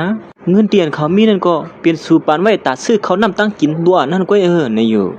ไม่ป้าในก็เลยลัดในมันนางตั้งซื้อตั้งหมดหลอนผมมันนางอำเลยซื้ออีสังในนั้นเมื่อเขาออกกว่านั้นเขาตั้งสั่งลัดว่าเฮาด้วยถึงตีในลีด้วยถึงสู่เลยตั้งลูกๆเขาได้ว่าเหมือนมันนางอะไรยินจนนั้นนึงแค่ไม่เสียนห้องไห้เที่ยงเหี้ยหรือสินั้นเงินเขาซ้ำไปเก็บไว้บ้านนอนล้วนแท้เหลัดว่าในเป็นโคตรตอนตาลูกเขาสู้ป้าไปผัดยันกันกว่านั้นนี่ว่าเมื่อย่างนั้นมันนางก็สายเรียนเขามาหาลูกมันอันตึงนอนลาไว้อยู่นั่นยากอดจังเลยตัวสาวตีออมเงินเตียนผมมันเก็บไว้ตัดสีเมื่อวันป่นมาตัวออมเงินในสีห้องไห้อยู่เฮ็ดนั้นอยู่เย้ายากอมือป่นมาปาหลังนั่นก็ผมมันเก็บเงินสีเอามาใส่ไว้ที่เนื้อหมูในตัดสีมันนางก็บ้วนเจ้านั่นเสียเสือเล็กเสือน้อยเฮ็ดนั้นเย้าเมื่อย่างนั้นมันใส่ก็สังไรเก็บเงินในเย็นลงว่าที่เนื้อหมูนั่นอยู่เย้าผู้หญิงก็ได้ก็หันแค่พังผมมันเลยตั้งลูกมันนั่นก็ห้องไห้อยู่เฮ็ดนั้นเป็นสังไรสูปล่อยเป็ดห้าแม่ลูกละในก็ที่เปิ้นเจอแต่อำทางสีเตไหลทพันหักยามยันกวนจึงนังใจในสังสูมีเงินเป็นสังไรสูสัมป้อมลาดเฮาสิก้ามเฮาตึกเก็บไปบรรลุเขาอยู่เที่ยงมันนางก็สังไรป้องอยู่ว่าเป็นสังไรเงินจะได้สูสัมป้อมซะสิเตาตัวหนังเงินซื้อกินข้าวก็สูตำหัดซื้อกินละในวันนั้นก้อยก็ว่าสำหรับมันนางลัดจังได๋สิตาก็ใจซื้อมันก็สัมป้อก็ฮอดกายน่ะเย้ามันนางก็ห้องๆหายๆนั่นก็เผยกรีมาสู่มันคืนเย้าเป็นสังหลังในสุ่มฮักเฮาอยู่ฮะเห็นในวันนั้นมันฮักเพิ่นได้มันลาดลงเนาะเยี่ยมนั้นมันนางก็เหมือนหางวนไหลขึ้นมาอันนึงเฮาว่าเต้ลองได้มีลองถางพิษไก่สังกันพิษเปิงไว้สีซื่อสีลองก้อยในลองได้เต้ในอยู่มันนางก็สลายเมียเจียดน้ำหูน้ำตาลีๆงามๆก็มาเจียนจ้าได้เดียวน่ะเจียนจ้าด้วยความใจเฮาก็บ่หือเต็มหูเฮาที่ซ่อมหาสู่เฮาทบเฮาที่ต้องทำด้วยสิรู้ว่ามันเป็นลองทางอย่างเต้ๆในนั้นตอนตาใส่เสื้อมันแต่ซับบ่มามีอยู่ตีนึงเย้ามาเรียนปีโนอยู่เฮ็ดนั้นโอ้ฮักยุ่มยำเมื่อเลี้ยวซ้ำเป็นก็สังเก่าสู่ใครไปมือเตเจอขัดเชิญเจอขัดเย้าเฮ้ยสุนัยเขียนเต้เนาะวิจัยสังสารภาพมายินได้เขาซ้ำโปห้องไฮเต้เลยนะตอนตาปลุงก็ให้ขอสังไรมายองอามันใจเตียวว่าห้ามต้นยามหันเพิ่มโมเลียนจังไหนสิปอกเด็กอ่านกว่าหน้านึงเต็งมึงกว่าญาติ2ให้ได้เนาะอ๋อข้าก็บ่ให้ก็คือ1เก่าค่ะยันปัวสลาเฮาบ่สอนอะไรข้าสั่งหมอมาเกนั่นเขายันปลุงก็ให้ก็สั่งว่าปีหน้ามาเฮาหางเฮียนบางป้อยยึงเยอะกวนเนอกำผาในติมาด้วยจมสูหมดเด้อปอยมาเรียนจังไหนฮะจะได้หางยินจมยาเฮาในวันเดียวเขายันนั้นปลุงก็ให้ก็สั่งละติมันใจว่าสวยๆแถมเฮาลอง1 2ไล่อ๋อเฮาสวยแถมอีสังค่ะล่ะเอ้ปลุงก็ได้ก็สอนให้มันใจกว่าส่งตีเนื้อเสียนตั้งหลงกะหานั่นผู้หญิงก็มีชื่อว่ามักกักนั่นน่ะอยู่มันใจก็เฮ้อข้าซื้อโคจรเนี่ยที่เฮาข้าก็ส่งเนี่ยมันจะไล่อยู่ปลุงก็ได้ก็สอนเต้เนาะสู่กว่าเต้นตังเฮาเนี่ยรู้แล้วซื้อโคนคือเข้มเสียเต้ก็เนาะอ๋อสลาค่ะไล่ค่ะเพราะนั้นก็ค่าที่ย้อนกว่าก่อนคณะสลาเฮากว่าลอยๆที่เต้มันลูกยิงปลุงก็ได้ไล่ใส่เสื้อมันไหนนั่นยาวปลุงก็ได้สั่งว่าลูกยิงปอจะแทงลูกยิงใครขนาดนึงก็ยาวปอสำสิช่วยแทงว่าเห็นนั่นเสียมันใส่ก็สังไรฮอดมาเนื้อเส้นตั้งหลงในเนื้อเส้นตั้งหลงได้ก็กล้าสมบูรณ์เตรียมก็เสียเนื้อเส้นตั้งหลงได้ว่ามีกล้าในมือลาลีวาเตะโดเว้ยผู้หญิงก็ได้ก็มาเต็กมาโคเจอฮักในเป็นชังพลังมาแทงได้มาเขาย่างนั้นมันใส่ก็สังไรปืดพักตูเข้ามาหันผู้หญิงก็ได้ไผ่หลังมันก็เนี่ยแล้วดังหลังก็เล่าหนาวหลงโมหาขุมกวนโมนี่แก่เฮ้ยเป็นชูจังเจ้าหืออ๋อเจ้ามาสู้เหมือนกันเหมือนมันใส่เลยหันผู้หญิงก็ได้ไหวหน้ามากก็มโหเสมันใส่เตรียมตรวจตุกมีดาวตั้งอีสังละแน่ตีเปลี่ยนซื้อหือมาแทงเลยนะครับเปิดตัวจำกัดแทงคาโนเหมือนผู้ใส่ก็ในสลาเขาเซิร์มันเอาลอกเพลงมาปั่นผู้หญิงก็นึงนั่นมันใส่อ่ำหัวก็ในเป็นลูกยิงสลาเขานั่นเก้ผู้หญิงก็ในมาด้วยลอกเพลงนั้นเยาก็จากนั้นขึ้นมาว่าหลอนลอกเพลงออกมาแต่ก็คือเข้มอยู่นั่นเก่าก้อยก็ว่าหล่ำมันบ่เคยเข้มสิก็เฮาที่ไม่เกลียดหล่ำมันอีกนึงในเย้า ผู้หญิงก็ไหนมาเมเกลีลอกเพียงนั้นก้อยหนังก็มั่นใจเลยหันซึ่งนั้นก็เฮ้อสุฮัดจึงหือเลยเมเกลีลอกเพียงสลาเฮาซึ่งไหนล่ะในเนี่ยอยู่ห้อมต้นยามหันพอฮัดเกลีลอกเพียงสลาเฮาสิปอกยันนั้นผู้หญิงก็ไหนจังว่าเฮาเกลีมาตาสิลอกเพียงปอเฮาในเนี่ยเฮ้อเขาเป็นปอสูนแน่นี่ยันนั้นมันนางก็จังว่ามาสูงยินหลีติเลยฮู้จักกันเป็นปออันดังสุดนะฮะเอ้ยอ้อมใจมันนางก็สันนัดขึ้นมาว่าสูเป็นก้นก่อนปอเฮาเขาเอามาทบเฮานี่นะเฮ้ออำเจอโยเฮามาสูงล็อกเพียงเกนี่ยิงก็ในกดสั่งว่าเฮาที่ปันตื้อตั้งสู่ก้อยนะเอ้ยเจ้านั้นอย่าไปว่าเจ้านั้นเลยนะว่านำถึงว่าเมื่อย่านก้อยหนังเก่าสังมีล้วนก็นึงแลนองเข้ามาหาเขาโอ้ปีไอ้คนในหางลีเต้เหมือนปอเฮาลีในวันนั้นล้วนก็ในแต้มเสเปิ้นเสเผาหนังเก่าย้อนปัวปอเขาเลยลูดชิงกำสุดเหมือนกว่าแย่เลยผู้หญิงก็ในสังไหลมาเก็บเลี้ยงมันแหละผู้หญิงก็ในเป็นเมเก็บเลี้ยงเขาในเย้าผู้หญิงก็ในเลยหันหน้าตามันใจเปิงเลยจังถามมาเป็นย้อนเพื่อสังในเย้าอ๋อเฮาก็หันหลวนก็ในเฮาจะถึงลูกยิงในลูกใจเฮานั่นก้อยเก่าอย่างเต็มจื้อเขาอย่างนั้นมันใจก็สั่งว่าก้อยกะอำเป็นสังเมื่อเดี๋ยวนี้เขามีปอมเหมาเย้าว่าหรือไม่เจอซ้ำเขาเย้าแห่นั้นก้อยกะตอนตาหลวนยิงก็ในซ้ำเป็นหน้าลีรู้เต้ๆอำมีปอมเฮซึ่งหนังเปิ้นเขาอย่างนั้นมันใจก็สั่งให้นางลงมาเสถามซื้อยิงอ่อนยิงอ่อนในก็สั่งให้ลัดซื้อมันกว่าเสกับสืบปันป้าให้นั่นอยู่เย้าข้าเลยเจอพี่เฮาเต้ๆเขานี่อยู่เขาอย่างนั้นหลวนในก็สั่งลัดว่าตั้งแต่ในก็ใกล้ๆมาเลยที่ลั่นหัวไม่เฮาในคะเลยนะอ๋ออย่าไปไม่เจออยู่เฮาตื่นเต้นมาหาอยู่กว่าเฮ็ดอันเสียมั่นใจก็สั่งเลยขอว่าหลวนยิงก็ในลูกขึ้นมาอยู่เย้ายันนั้นมั่นใจก็สั่งนั้นว่าลองห้อยเสียเพราะวันหลังนั้นมาหันจังไหนเย้าเหมือนทางซับบ่หายลงกว่าห้อมต้นยามีตั้งเชื่อเจอจังไหนสิปอกในเย้ามั่นใจเรียนจอมหลวนก็ในถือดีหลวนก็ในซับบ่นอนรับกว่าเขานอนรับอยู่เนี่ยนั่นเขายันนั้นหลวนในก็นอนสิลัดความอยู่ว่าเฮาใส่เสื้อมันนั้นเป็นปอเขาอยู่ให้นั่นติ๊กเขาในอ่ำต้นยามีตั้งเสื้อเจอในเสปอเขาอยู่จ้ำสู่วันมันในมีตั้งเสื้อเจอเต้เนี่ยนะเมื่อเดี๋ยวได้เฮามานั่งที่ในก่อนเสียละเฮาว่าเดียเขาอย่างนั้นผู้หญิงก็ในก็สั่งให้เอาน้ำเนียงมาปั่นมันใส่น้ำเนียงได้ก็เสือบ้ายาเกลียดเนี่ยนะทีไรเกลียดปั่นลองอันสุนันน้ำลับนั่นนี่มันใจเลยหันเจ้านั่นเจ้าจังรัดขึ้นมาเฮ้ยสุดจริงพูดเลยว่าเฮานอนลับหรือนี่ก็หอยตาสุสัมปนลำกุ้มงุ้มปนดับว่ามีเมืองเขปนย่อว่าเขาอย่างนั้นมันใจก็สั่งนั้นว่าเขาตั้ง6 ปีปนมาเนี่ยห้อมต้นยำในนอนลับดีสิปอกกลุ่มเป้าอีผู้หญิงก็นั่นกว่ากินเหล้าพอกมาเฮือนอยู่ให้นั่นกูวันถึงกลางเนินเมืองเลี้ยงก็เขาสมัยตั้นลูกเมืองบ่เลี้ยงย่ออมเจอก็ยังสมัยเลี้ยงเขาจำปนลูกย่อมันใจก็สั่งนั้นว่ามีน้ำมันอยู่สมันเขาตั้งเป็นหลายปีอันต้นหูสิพอก็มันนอนหลับผู้หญิงก็ได้อยู่ส่วนมันเขาจำโลเกี่ยวก็ฮู้กำเหลียวว่ามันใจนอนหลับเป็นสางให้เขาเจอที่เหนือเฮาบ่เป็นตันในนี่อยู่ผู้หญิงก็ได้จังว่าสู้เจอถึงก้นมังก็อยู่2เซอปันเขาย่ำเฮา1 เดือนกว่าละเฮาที่เฮ็ดให้สุดลืมผู้หญิงก็นั้นกำเหลียวในอยู่เหลือสินนั้นนำกาผู้หญิงก็ได้ก็สำเร็จมาตาปัญญาแก่แลดมันนั่นอยู่เยอะก้นเรียนปีโนเนี่ยโดยได้ลุ่มล่ามือลีอีนั่นกว่าเมื่อเลยเมื่อก้นเรียนปีโนจังไหนหามือหางลีนหรอมาก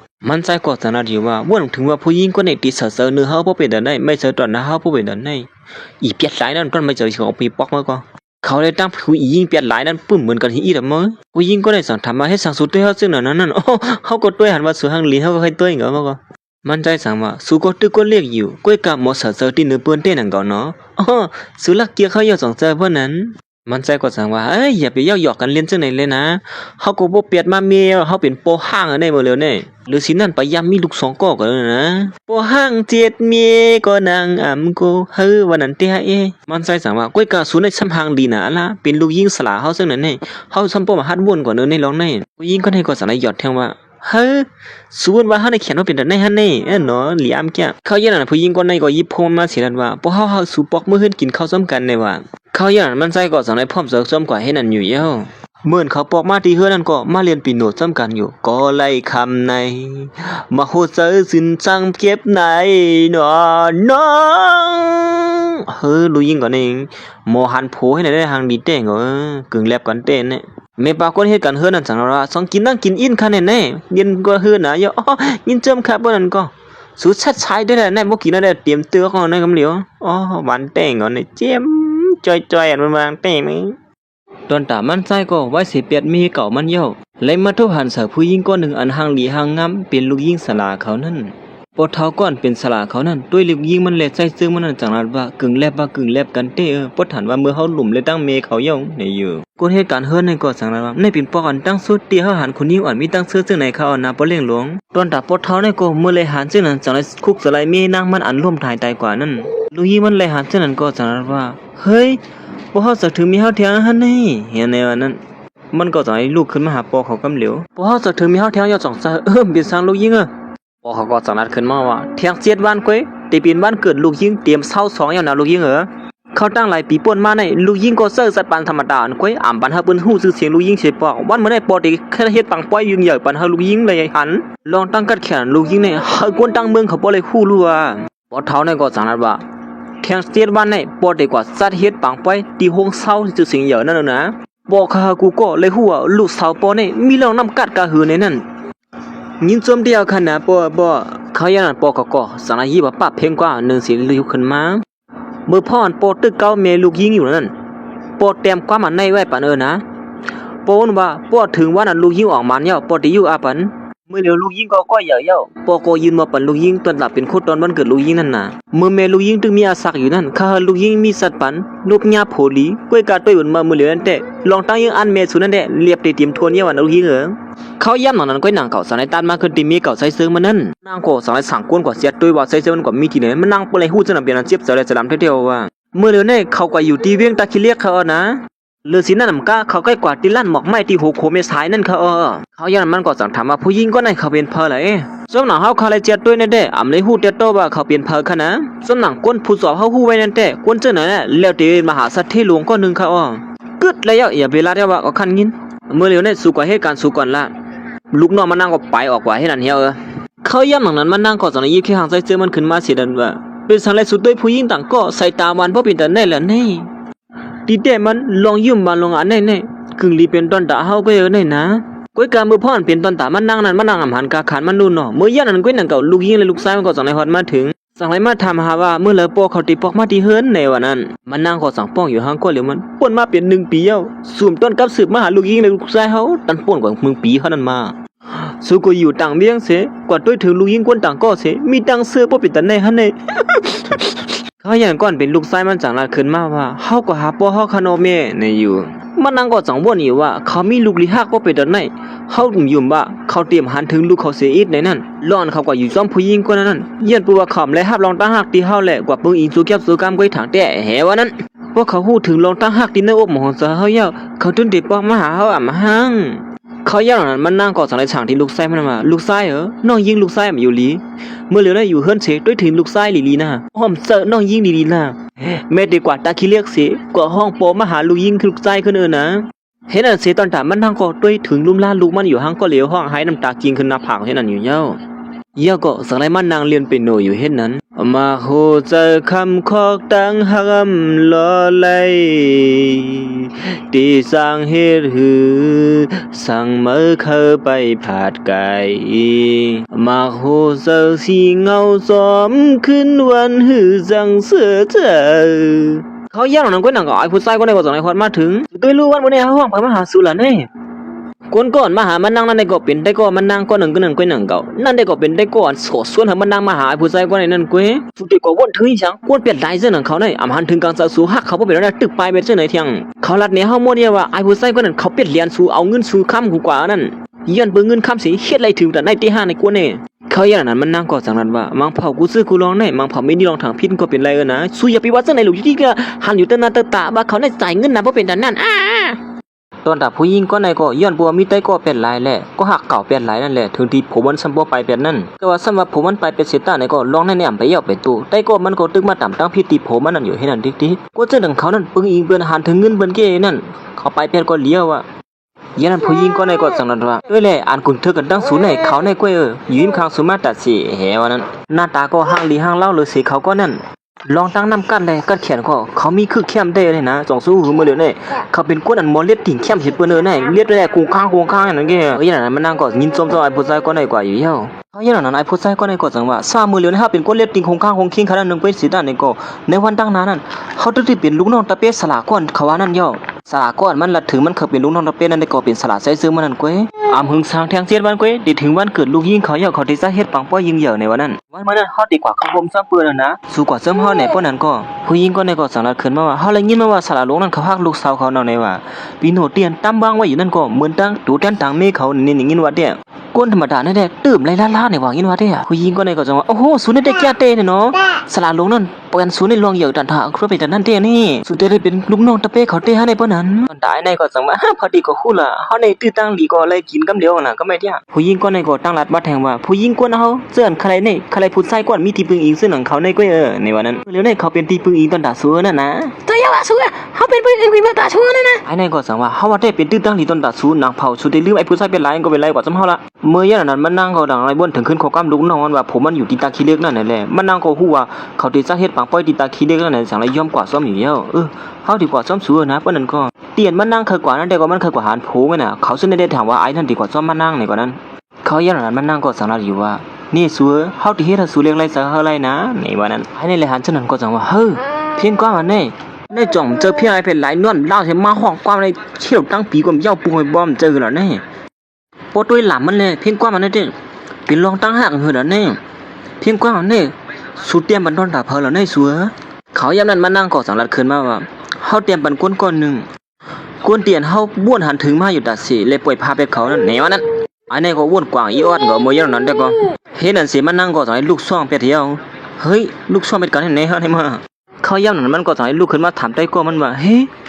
กว่ามันได้เขาเตรียมบันดอนดาเพลให้มามันก็สังตีเป็นเพลล่ะก็เป็นศูนย์นั่นยังนะลาลิว่นนะโอ้ตีโนดูบีเฮาเป็นอะไรเป็นเพยันพวกเขาฮู้ตัวว่าโจเขาย่างอะไรนั่นเขาเฮ็ดศูนย์เลยตื้อเสมองเจออะไรปออะไรกำไรเขาขยันควางที่ศูนย์นี่นะว่าแท้โอ้เขาก็ว่าเลยมันก็ย่างนั้นเขาก็จะได้ขึ้นเฮือบินที่ตากรุงเสมาลงตาขี้เล็กนั่นอยู่แล้ว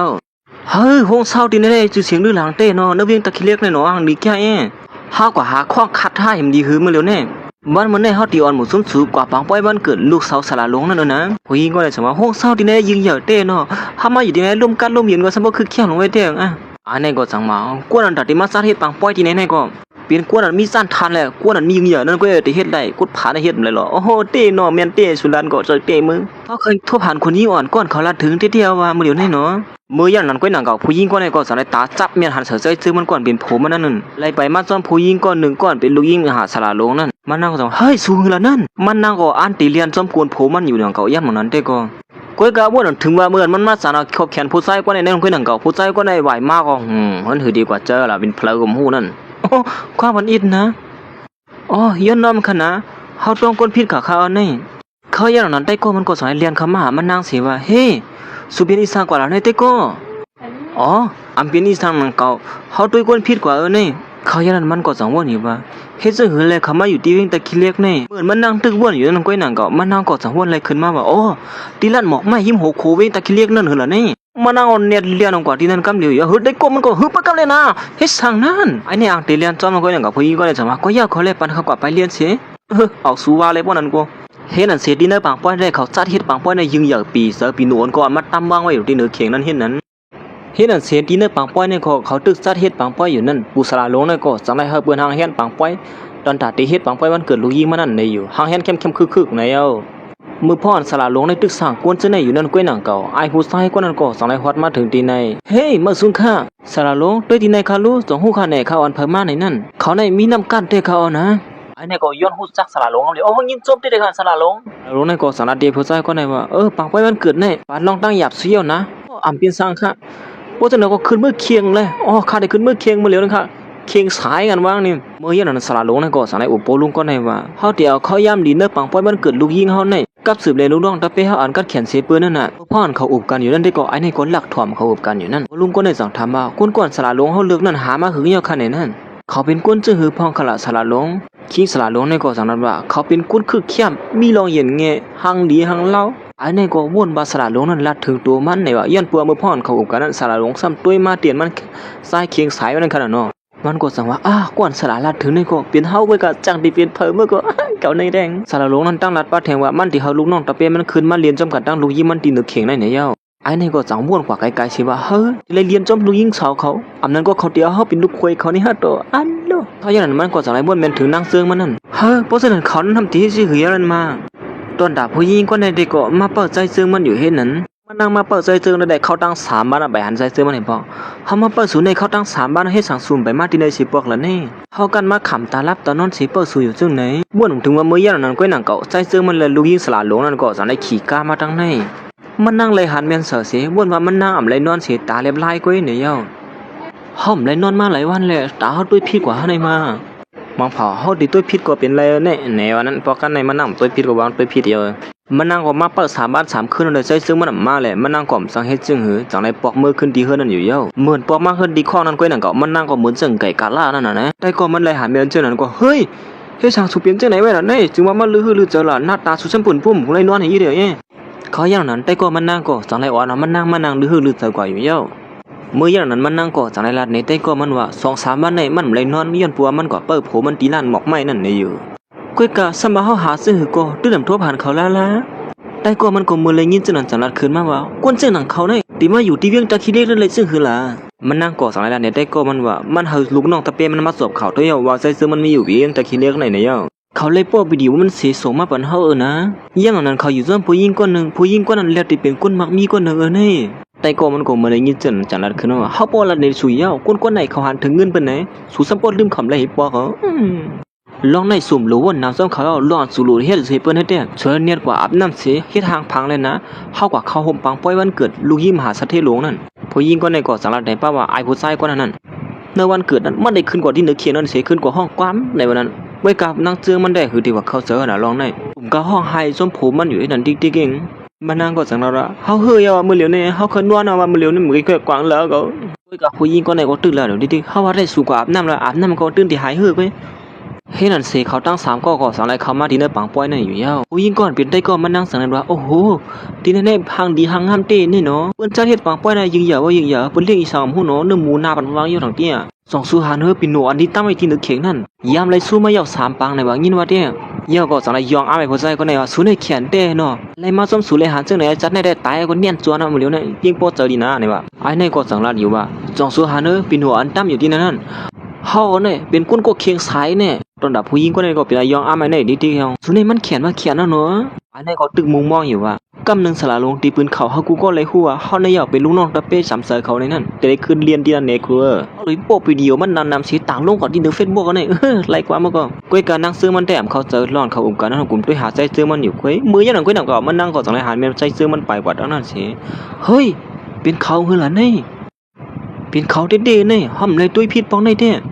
มันนั่งก่อสารเรียนจอมตั้งหลังใจซื้อมันนั่นกำเหลียวเมื่อน่ะผู้หญิงก็ในก่อสารหารแม่นใจซื้อมันไปผัดกว่าทั้งในนั้นก็นั่งก็มันนั่งในความสว่าเฮ้ยนี่เป็นผู้เฮาคือนั่นเขาอย่างนั้นมันนั่งก่อนเรียนจอมกำเหลียวอยู่เย้าเมื่ออย่างนั้นตอนตัดใจซื้อมันเตะอุพงเสเปิดก็หักเหม่อมันอยู่ที่นั่นอยู่เย้าจิมือไกลสูบใบมากกว่าท่านให้เฮ้ยเมื่อเหลียวเขามาเปิดสูอยู่ตีนโคไลนี่นะว่านำถึงว่าเขาอย่างนั้นก็นั่งก็มีน้ำมันก่อสารฮอดมาถึงที่นั่นสิว่าเฮ้ยเป็นสูเด็ดๆลงในมันนั่งคนเนียนมาเวียนกอดสะบันโผมันกำเหลียวอยู่เย้าเขาจะถึงสุดเดียนะสั่งสุมาเวียงตะคิเลียกสุดสมบูรณ์แล้วเขาสิเด้อเห็นในวันนั้นกำลื่นสุดเขาก็จำหาสุดทบเย้าเมื่อกามเมื่ออย่างนั้นใจซื้อมันมีเสือหักที่เหนือมันนั่งอยู่จังไรปากเป็ดมันนั่งเป็ดที่นั่นอยู่เย้าเฮ้ยสุดที่ไปเฮาก็นั่งเลยเที่ยงความปั่นเฮานะเปลี่ยนเฮาก็ให้ตั้งพิษเฮาอันเฮ็ดปุนพรมีอ่ำลีอ่ำเต็มทวนนั่นถึงที่อ่ำเลยหันถึงกาขันลองตั้งหักสูมีตัวเนื้อเฮามานั่งก็สั่งว่าฮอดได้ปอกมือขึ้นจำกันละลูกเฮาเปิดอยู่ที่เฮือนนะอย่าปิดสลามเฮาเย้าว่าเมื่ออย่างนั้นใจซื้อมันก็อ้างที่ปลายพาดออกกว่าเขาอย่างนั้นมันนั่งก็จังได้จุกออกมาเหมือนกว้างอันนึง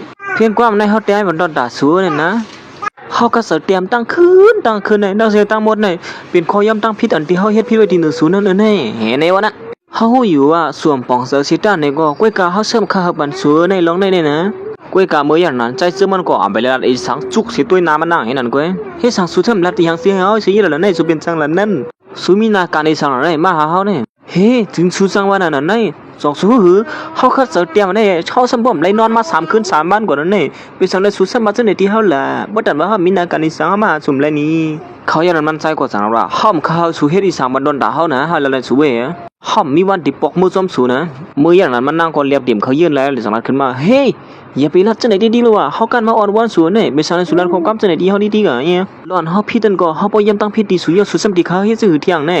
เฮามีอีสังก้วยเฮาเคยกับไก่อีสังก็ตั้งสู่เที่ยงเอานั่นก้วยหนึ่งก็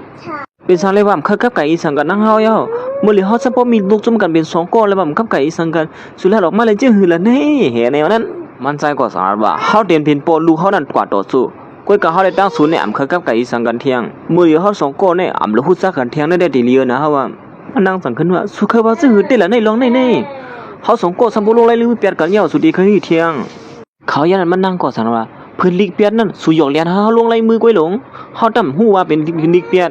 ลองในเฮาดื้อน้ำยำนั่นล่ะเฮาว่าแต่เฮาปอกมือซ้ำกันล่ะเมื่อเหลียวเนี่ยสามารถสุยำตั้งพิธีเฮาเนี่ยก็เฮาพร้อมลีดดอ่ะสุยำเฮามีอย่างเที่ยงว่าใส่เจิงว่าปากมือเปียดเอาหนากับนั่นในเกกะเฮาในตั้งสูเนี่ยมันดึงเป็นกว่าแล้วเย้ามันนางก็สั่งว่าปอสุเขาเปียดเฮาได้ๆเนี่ยเฮาที่เฮ็ดสูเนี่ยอำเลยทุหันหน้ารู้เฮาต่อสู้ต่อปานก่อนเด้อนะใจเสือมันก็ย้อนปัวไว้เสือไว้เย้าลองในนั่นเฮาว่าแต่สู้ด้วยถึงลูกเฮาลีๆไว้ล่ะนี่อยู่เฮ้เมื่อเหลียวเนี่ยถึงที่สู้ซ้ำป้อมหลูลูกเฮาได้สีเด้อฮะนี่เย้าก็มันนางสั่งหลายบ่นถึงคืนใจเสือมันก็อยู่จนผู้หญิงก้อนนั้นแลตั้งกลวนก้อนนึงนั่นสั่งนัดขึ้นมาว่าเป็นย้อนเปิดผู้หญิงก้อนนั้นแลตั้งลูกเขานั่นจังจะสุ่มใครลูกเฮานี่ในวันนั้นทีเต้มันก็สูมีผู้หญิงไว้ต่างก็เลยสูชิมบ่ลืมไปเท่าเสน่ห์แล้วนะกวนในแก่ๆมื้อห้อมป่องเสยสุรลวงสั่งเขาคันงี้นะมื้อช่วงเขาเฮ้ยกวางละเที่ยงนี่มันนั่งก็สั่งหลายสารแขนเซื่อๆมันไปเที่ยงว่าเฮาป่องเสยเอาตั้งแต่เฮาเต็นนะเฮิรนจมขันมานี่สูวนว่าเฮาเนี่ยเสนือสูเลยสูสลามเฮาจ่องใจในวันนั้นย้อนเบิ่งจังนั้นแดสุขกว่าอยู่ที่นั่นเกอกผู้หญิงต่างก็สิว่ามันอุ่นอกเนื้อสิเฮานั่นจ่องหน้าอกเฮานี่มันเรียกหาดอกบาลาก็เซออยู่ร้องนั้นเป็นตั้งพี่เฮาก้อยกะมื้อเหลียวในสามารถสุปอกมือขึ้นที่เฮานี่ก็เฮาได้เฮ็ดปันสูกูจื้อกูลอกหนังกาสุเคยเปลี่ยนนั่นน่ะคิดถึงตู้กอกต่างๆไล่ขาเงียบมันเช่นนั้นก็เฮ็ดหมดอ่ะเขายันใจเสือมันก็สารลัดขึ้นมา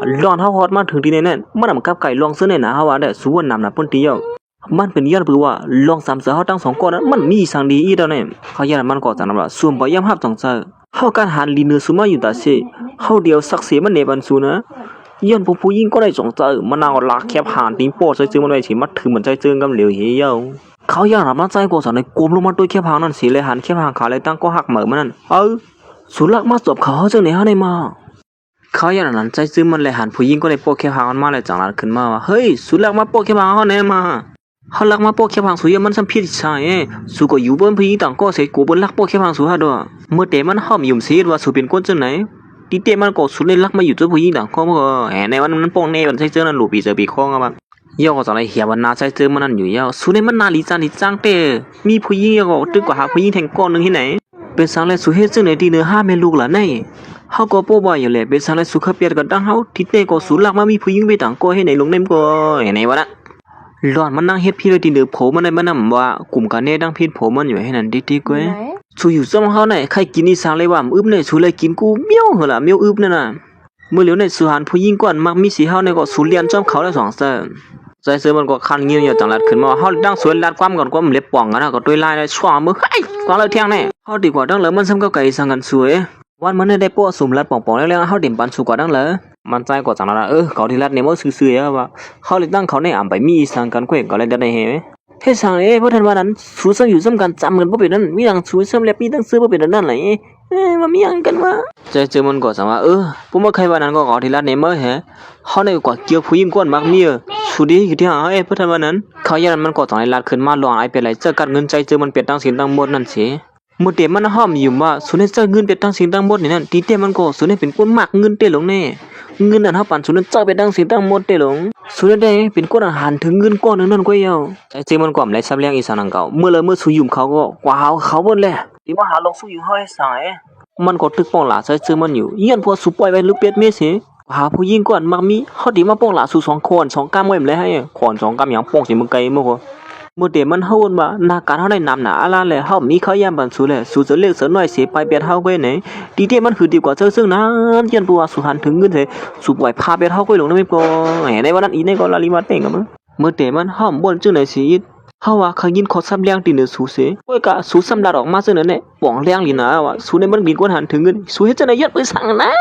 กำปังใจกะป่องๆอย่าว่าก็ช่องก็เฮ้ยช่องเตี้ยนั่นมาตอนดามันนั่งก็ห้องไห้สมควรใจเจอมันอยู่เฮ็ดนั่นเหี่ยวเฮ็ดนั่นสิมันนั่งก็สั่งอะไรไปคำว่าดินเนอร์ปางป้อยประดันบักไก่กะล่าซึ่งว่านั่นเงามันจุนเฮ็ดนั่นเหี่ยวเฮ็ดได้ก็สุเป็นสังหน้าตาเป็นจังไหนแม่ล่ะนี่อ๋อเฮาเป็นอีสังก็เขาย่ำนั้นก็นั่งเก่าปางป้อยนั่นก็สั่งอะไรปืดขึ้นมาคนยิงก่อนเป็นลูกไส้สลานั่นก็สั่งเรียนขึ้นมาเหนือเขียงนั่นลูกใจเต็มจังกับลูกยิงเฮาว่าได้เหมือนมันนั่งมาเรียนเช่งความนั้นก็นั่งเก่าใจเสียมันก็มาซุกเป้าเยี่ยมข้างสิถอมมันนั่งเรียนต้องแต่งติ้งกรุงกงกลางคงลงข้างละเอาเสียงเขาเรียนในแคมเต้แน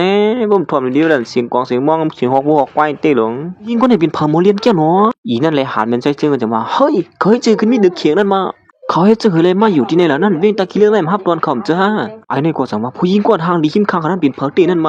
ามีก่อนมันใจก็จังว่าเขาฮัดเจอเลยว่าไม่นางเขามาที่ไหนนั่นไม่มาเขานั่นน่ะมาปังป้อยบ่ได้หยังมันก็เน็ตเรียนมาที่ไหนสุกอย่างนั้นเรื่องลิจานี่จังเต้ถือที่มาเฮ็ดที่นั่นปังป้อยวันเกิดเปิ้นจังไหนฮะเนี่ยคนยิงเลยจังว่าสูเป็นเพิกนี่มาลาดความในตุ้ยๆลาดเล่นดู สูเป็นเพอเนี่ยสูมาเรียนเพียงความให้ไหนแน่ก้วยกับหมูซุ่มเขาเสน่ห์หัวก็ในเป็นเจ้าของปังป้อยนั่นวันกันเราเขาความทางเลขตีเนื้อมันนั่งได้อยู่เยอะไอ้เนี่ยคนนี้แหละขึ้นมาคำเดียวว่าโอ้ไอ้เนี่ยมาเกากินผู้หญิงมักมีเที่ยวนั่นเนาะบ่ไหนเจอเยอะว่ะคนเจ้าหนังเขากับปอดกินผู้หญิงมักมีดีๆกับเขาแต่กูเจ้าหนังเขาในปุ่มกับปอดกินเงินผู้หญิงเขาตีโมเฮ็ดอีสังเยอะก็สังรัดว่าเหมือนไอ้ผู้ชายคนไหนสิเขานั่นแต่ตีขึ้นเยอะตีเลยเป็นลูกน้องตะเปสลาลงนั่นเยอะในอยู่วันนี้ว่ามันจังว่าเขาได้เป็นลูกน้องตะเปสลาลงเอาผู้ชายได้เลยว่าขึ้นเยอะตีนั่นไอ้ได้เองเก้าไล่นั่นเต็มมือเขาก็สั่งว่าไอ้ผู้ชายคนนั้นได้เป็นคนปืนอิงปืนนี่นั่นดีๆนั่นเนาะกล้วยหมูซุ่มขำหัวใส่เสื้อมันเยอะเป็นลูกน้องตะเปสลาลงนั่นไอ้เนี่ยก็สั่งว่าอย่าไปละเจ้าไหนนะคนผ่านเนี่ยก็ตั้งวนเขาก็มันตื่นจันเตี่ยมอยู่เยอะว่ะวันนี้ว่าเนี่ยก็สั่งว่าหมูซุ่มเสือตาอ่องเต้เนาะเฮ้สู้มันว่าสู้มีเงินเนี่ยที่ให้สั่งคนอะไรกูซื้อกูลองในกว่าตีแน่ๆเป็นตีกวนยืงเหยอะหลายๆก็เด็กเขามาปังป้อยตีแน่นะเงินสูนั่นได้กว่าหาเลี้ยงไอ้ผู้ชายก่อนมาปอดกินเงินสูนั่นกี่ละผู้หญิงก็ไหนก็อำหัวใจเสื่อมันแหละผู้หญิงก็ไหนเป็นเจ้าของปังป้อยในรัดข้อความถามเลขที่เหนือผู้หญิงก็นั่นเฮาว่าแต่ตีแน่ๆเป็นเจ้าของยืงเหยอะเขาปืดไว้นะสูมาเฮ็ดจังได๋บ่ว่าเพิ่นมาหาได้สุกซากหมดแล้วสุดแท้ใจเสื่อมันจังว่าอึดซวบสวยใจสูได้บ่วนจื้อก็รัดจังนั้นเต้เนาะผู้หญิงก็ไหนก็จังได๋อีกล่ะบันโผมันใจเสื่อมันนั่นลัดถึงก็นั่นซูเปอร์กินอีดอดก็สูเสียบเสือจะลำนั่นนั่นเนาะช่วยอยู่ร่วมกันมาไหลปอกไหลก้ามเนี่ยถึงตีสุรัตเฮกามันดอดเขาบ่เป็นตาเน่เจอมันจังว่าตัวๆเฮลัดรู้กำผามือห่ำเกียมือเตะมือเฮ้มือเหลียวในสุฮัดมาปุ๊บนะเฮายันเบผู้หญิงก็ไหนเนี่ยนั่นเนาะเขาก็ทิ้งกันให้ในเดียวนะอย่างนั้นได้บ่สุบ่อยพาแม่ลูกเสกก็อยู่ร่วมผู้หญิงต่างก็ย่ออ่านดีมาผามือห่ำปาเกียมเฮาเนี่ยเนาะสุบ่นอีสางอยู่แล้วเนี่ยสุก็เป็นคนธรรมดาก็นึงก้อยย้อนเปิ้งเงินเลยถึงตีสุมาย่อมอยู่จอมผู้หญิงก็นึงย่อก็นึงเฮ็ดไหนคนอีสางเป็นหลายอย่างผู้หญิงก็ไหนก็จังนั้นว่าสุเนี่ยเป็นเมียเก่าเขาเนี่ยนั่นน่ะตาสวยมันอ่องเตะเนาะอำเปิ้งเซาเตะตีนเขาย้อนเปียดังสูนั่นแท้มะนาวในลานขึ้นมากำเหลียวสุมีปุนพ่อในสังไหนมาสู้อยู่สมนาเฮือนเฮาได้มาสุเป็นกวนนั้นยามเฮ็ดให้ที่เหนือเขาสุมีปุนพ่อมาถามของคำเสนอที่เหนือเฮาแนวหนามอย่างนั้นได้บ่ผู้หญิงก็ในก็จังนั้นปัดแถวมาสุเตมาเฮือนมาสมคำว่าคณะ6ปีสุดำไปฮู้จักตัวเขาเป็นเจ้าหืมเจ้าเนี่ยส่วนเสาที่เหนือเขาก้อยการเป็นสังเตียวในกว่าเฮาได้เป็นคนได้ถึงลุ่มลาเขาก้อยมะนาวกูบ่ได้ยินจังนั้นจังว่าเฮ้ยสุดแล้วลงยองอีสังได้มาตายในกว่าฮู้ว่าผู้หญิงก็ได้เป็นเจ้าของปังป้อยนั่นสุดที่ตุ้ยถึงอีสังเขาแท้งตุ้ยถึงดูเจ้าเก่าก็ดำรอดฮู้คนจังนั้นสุเนี่ยนะเจ้าสู้หือที่แน่ๆปีนี้เตียนสุนางอยู่มือเลียวเนี่ยมีนางสลาดหลวงมือกล้ามใบตายนะเขาที่อันอยู่อาบ้านเกิดลูกสาวเขาเนี่ยสุสมาย่างลูกเหลียวปังป้อยเขาจังได๋ยากกินห้างพอด้วยล่ะสูดตีไปกว่าดังเริ่มรอดเขาเสนอกว่าฮู้ขี้สังสารขึ้นว่าสูได้กวยขี้ลิงน่ะสู2ตัวได้สุกซักหมดมื้อย่างนั้นปลุงซัดเฮ็ดปังป้อยนั่นจังว่าพลับหาลงสู้อยู่นี่นะปังป้อยคนยิงเฮาในมาขี้ในก็จังได๋ฮอดมาถึงหน่อยอะไรมันนั่นได้ก็ขี้ในก็ตำไปยำหันคนยิงอ่อนเขาสิปอไอ้ในจังว่าเฮ้ยเขา2ตัวนี่ขึ้นมาเหนือเขียงสิมายาลูกปังป้อยคนยิงอ่อนสูในเขานะเขาลูกขึ้นมานางเลียดติ่งเลียดตังนั่นน่ะขี้ในก็จังว่าคนอีสามหาลงสู้อยู่ไหนคนปยามมาละขอขวาลูเห็นในว่าน้องคนปยามคนเนียเดียวเขามากำเหลียวตอนด่าขี้น่ะได้มันตีหู้ขี้หู้ตัวมันก็บ่ด้วยละเขาอย่างนั้นตอนด่าใจเสื้อมันได้ก็เฮกามกับคนยิงก็ได้เฮาคือหู้เดียวพาเรียจังไหนตีเหนือเฮาอย่าไปแม่เสือเฮาก็ตีขับขึงก้อยนะในตรงเหนือมาซะไหนก็หึงเหี่ยวย้อนปืนสังไรเปิ้นฮู้ซักมันหน้าเพราะว่าเนี่ยจึงย้อนปัวมันน้ำต้นเนตัวมาเสพบอกเฮายำยินปัวเฮายำลาถึงซื่อสูอยู่สูก็มีน้ำกัดอำไงหนังเก่าสูมาจะให้ปังป้อยในก็เป็นข้อที่สั่งปัวเฮาก็ยังซื้อหือตอนด่าขี้ในก็มีอยู่เสียจังลาขึ้นมาเฮ้ยสูว่าสูเนี่ยเป็นคนยิ่งกว่านะมาห้องเธอยั่วๆจังไหนเขาเนี่ยเป็นคนจะให้ปังป้อยต่างๆคนยิ่งกว่าเฮานะสูวนมาเป็นเผยมาลานของความอ้างตัวอ้างคิงเป็นคนยิ่งกว่าเฮาจังไหนแน่แนวน่ะสูวนว่าเขาได้มีหมักตาทางเลี้ยเขาน่ะปุ่นเดียวเมื่อไกในสูเฮาบ่คือก็อ้ายเลยสั่งว่าเมื่อไกสูนั้นบ่ห้องว่าปักในวันนั้นเขาทางเรียกสูนั่นนะขี้ในก็ปิ๊งโปเซอร์น่ะเมื่อไอ้คนนั้นก็เป่าหูจังนั้นก็เมื่อละมือสูแล้วเขาความจังไหนที่เหนือเฮากูก็